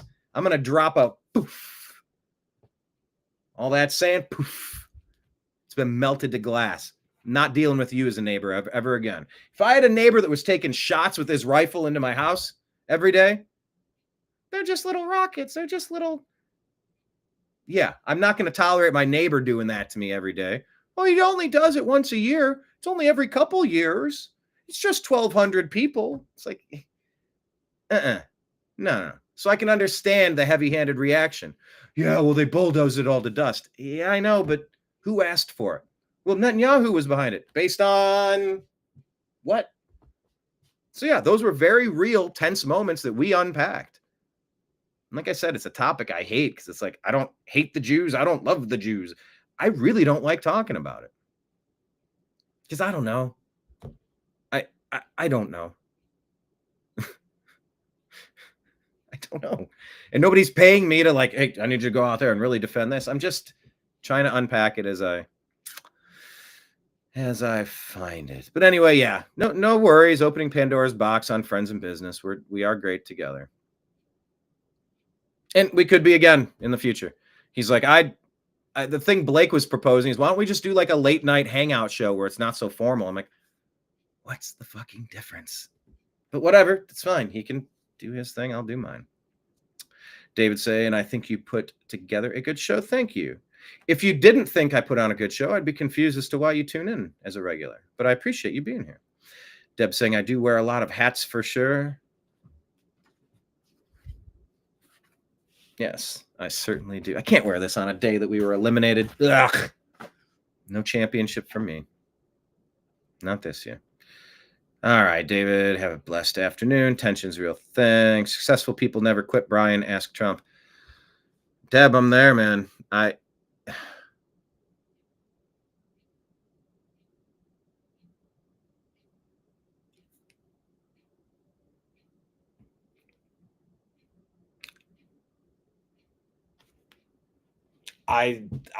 don't know what else to do. But I've done 3 hours of daily content. Sometimes when it's an NFL draft or a election countdown night, 6 or 7 hour shows. I've created more content in the past 4 months, 5 months than I've ever done it. Like, I mean, just a bombardment of content that should have been able to break through the algorithms that reward daily uploads. And it hasn't. And so I have to reevaluate what I'm spending my time on, because the things that I have to spend money on, they're not getting paid for by this. We've had some amazing, generous donors who have helped in many different regards, many different ways. To each and every one of you out there that have done such a thing, your superstars, your buddies, your family. I appreciate the hell out of every single thing, from the $5 monthly Patreon subscribers to the super generous Venmos that come through, and you know who you are, and from the bottom of my heart, thank you. I'll do the Elon where you do the heart, but I'm not going to do the second thing where then you point. That didn't go well for Elon. It's so stupid, dude. But yeah. Successful people never quit. Yeah, but they do have to pivot when it's not working. And to give Blake all the credit, like just not credit, but he's just like, we're putting a lot of time into this and it's not growing like I wanted it to. He's like, I'm going to try some other stuff. I'm like, well, yeah, good. And good luck and all that stuff. But,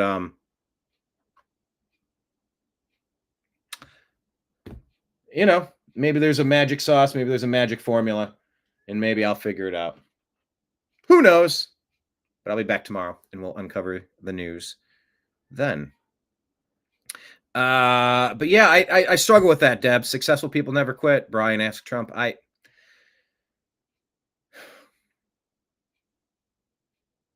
14 years.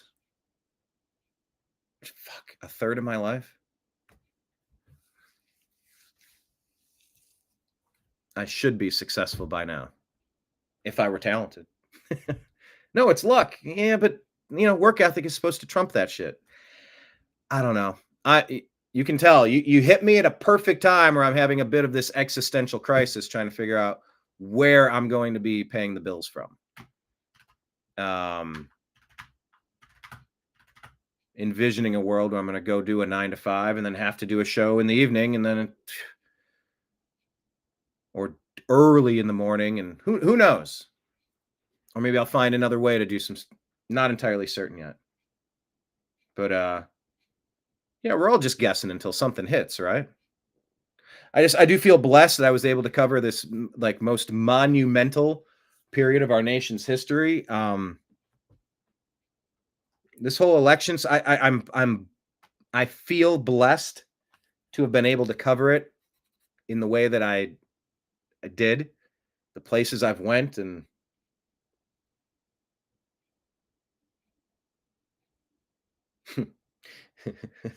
yeah, I'll leave all of this information out there for future generations to look back on. That is, unless they shadow ban it and throw it down the memory hole. In which case, why didn't I just put my head down and work some bullshit job and get some benefits and retire and just keep my head down and never express my opinion to anyone? Except the problem with that is that's how things have been allowed to deteriorate to the level that we're dealing with now.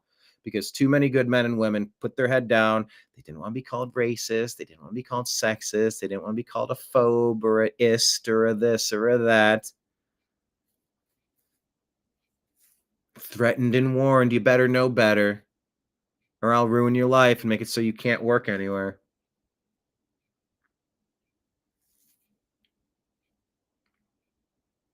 All that it takes for evil to succeed in this world is for the good men to stand by and do nothing.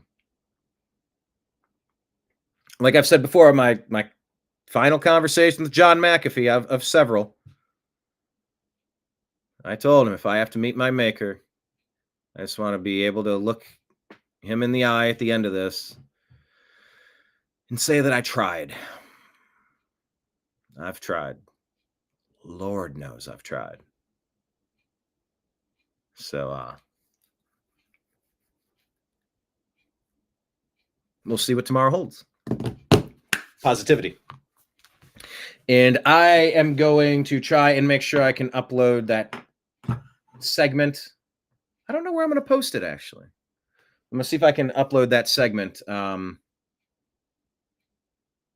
my comedy routine last night. I think just reflecting on it and knowing that, like, the sound guy, like, he's like, dude, that set was killer. He's like, you crushed up there. He's like, don't try to extend it. Just leave on the high note. He goes, that was really good.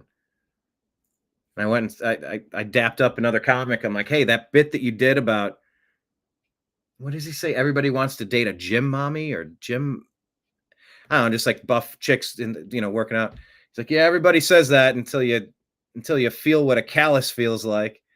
And I was like, ooh, like how he said it, whatever the setup and the punch was. And I went over to the side and I'm like, dude, I like that. I'm like, can you peel back the layers on that a little bit? I'm like, there's a few more laughs in there on that. Yeah, you're getting intimate and you're rubbing the calluses and you're like, is this a dude or is it like there was a lot he could have done. He's like, thanks, man. He goes, I just thought that up. This is the first time I've done that. He goes, I have more on that topic. He's like, but I just thought of it. He goes, but by the way, how the fuck do you sound just like Bobby Kennedy Jr.? He's like, I couldn't believe what I was watching. So it's resonating. Afterward, I was talking to some other people about unrelated things, and this lady was like, hey, you're the, I'm like, yeah. She's like, your Bobby Kennedy was incredible. That was such a good impression. I'm like, yes. Cool. I just sort of stumbled across that one. I don't know. Some of my impressions are better than others. But, I've been getting some good feedback, so I'm just going to release it. I might hit up a couple of my libertarian buddies to see if I can get on the libertarian comedy circuit for some of these festivals or something, go up and perform. That would be a hoot, wouldn't it? We'll see. But yeah, I'm trying to pivot. All right, well, what's this stand-up comedy thing about? Can I make a living doing stand-up comedy? How do I get on these other shows? I've been on other networks. I've been on Coast to Coast AM. Like I said, pitching shows with BBC and on with Real America's Voice. It's not like I'm, it's not like I'm sitting around doing nothing. But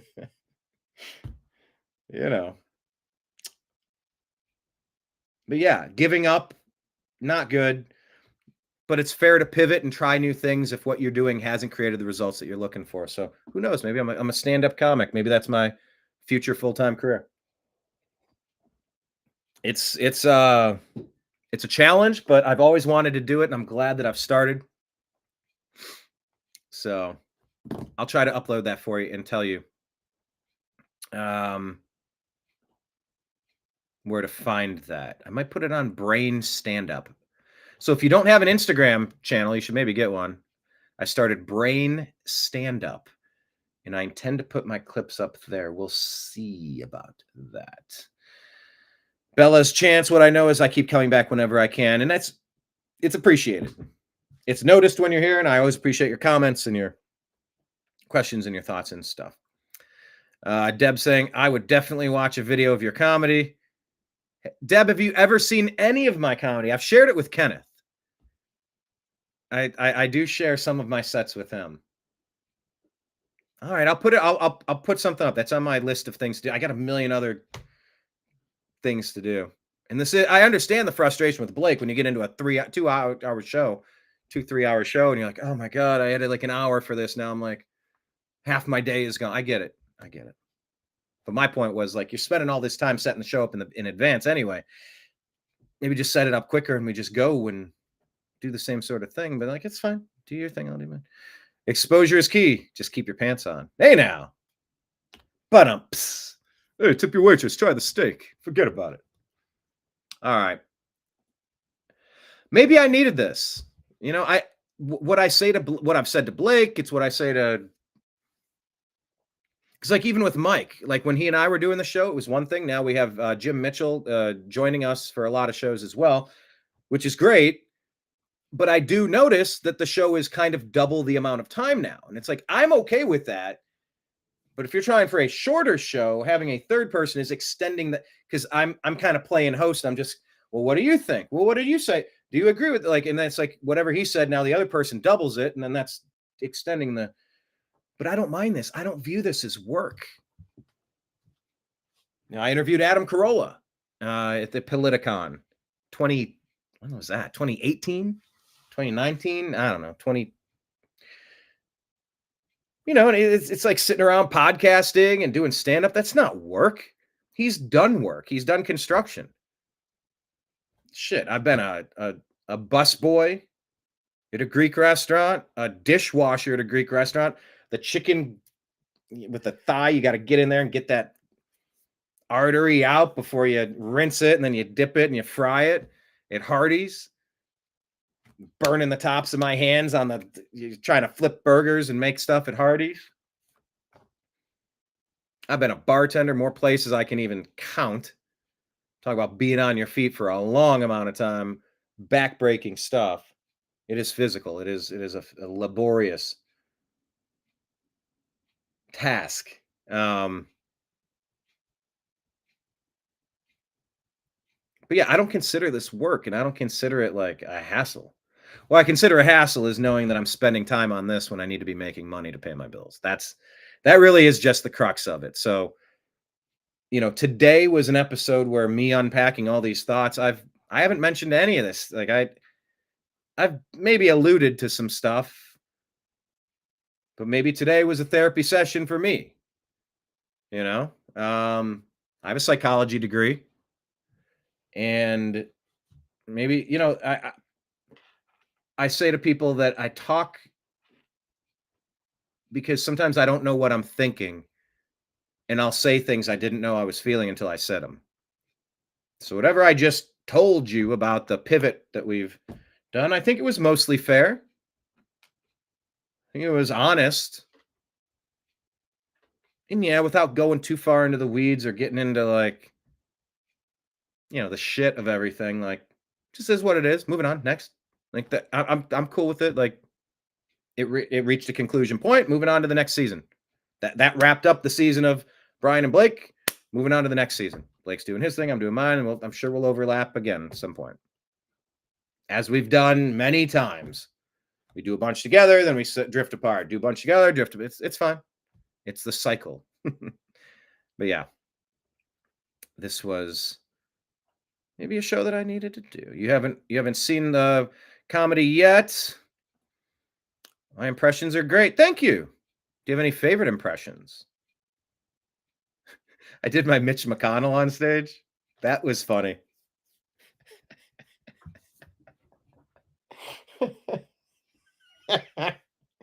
I did Mitch McConnell.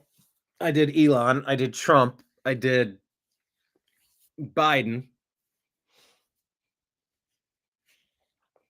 I don't think I've done Obama on stage. Maybe when he gets indicted and arrested, taken to Alcatraz, maybe I'll do that one then.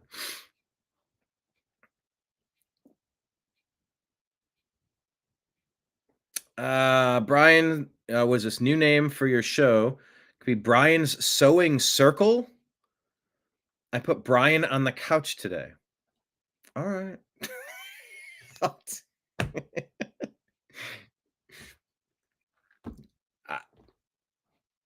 Brian's Sewing Circle. Okay.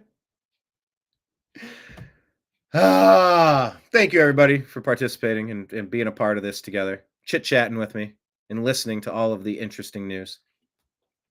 As always, to anyone who's not a regular, look at the bottom here. And if you're a regular and you're not following us, The New American Media, you do a search on Instagram, Facebook, Truth Social, Rumble, Odyssey, Twitch, Kick, DLive, and YouTube. Search The New American Media, subscribe, hit the notifications.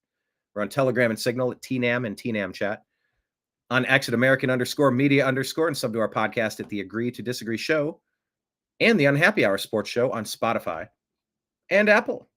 And if anybody wants to toss anything in the tip jar, we are on Patreon at The New American Media, Venmo and Cash App at Brian Engelman, and PayPal at Fuzz Installment. Thank you so much, everyone. I'll be back tomorrow unpacking more interesting news. Hopefully it's all great news.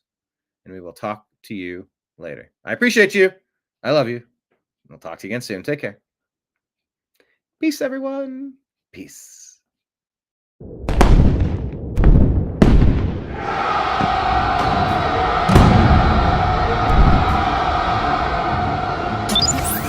Your guide to the truth, the New American Media.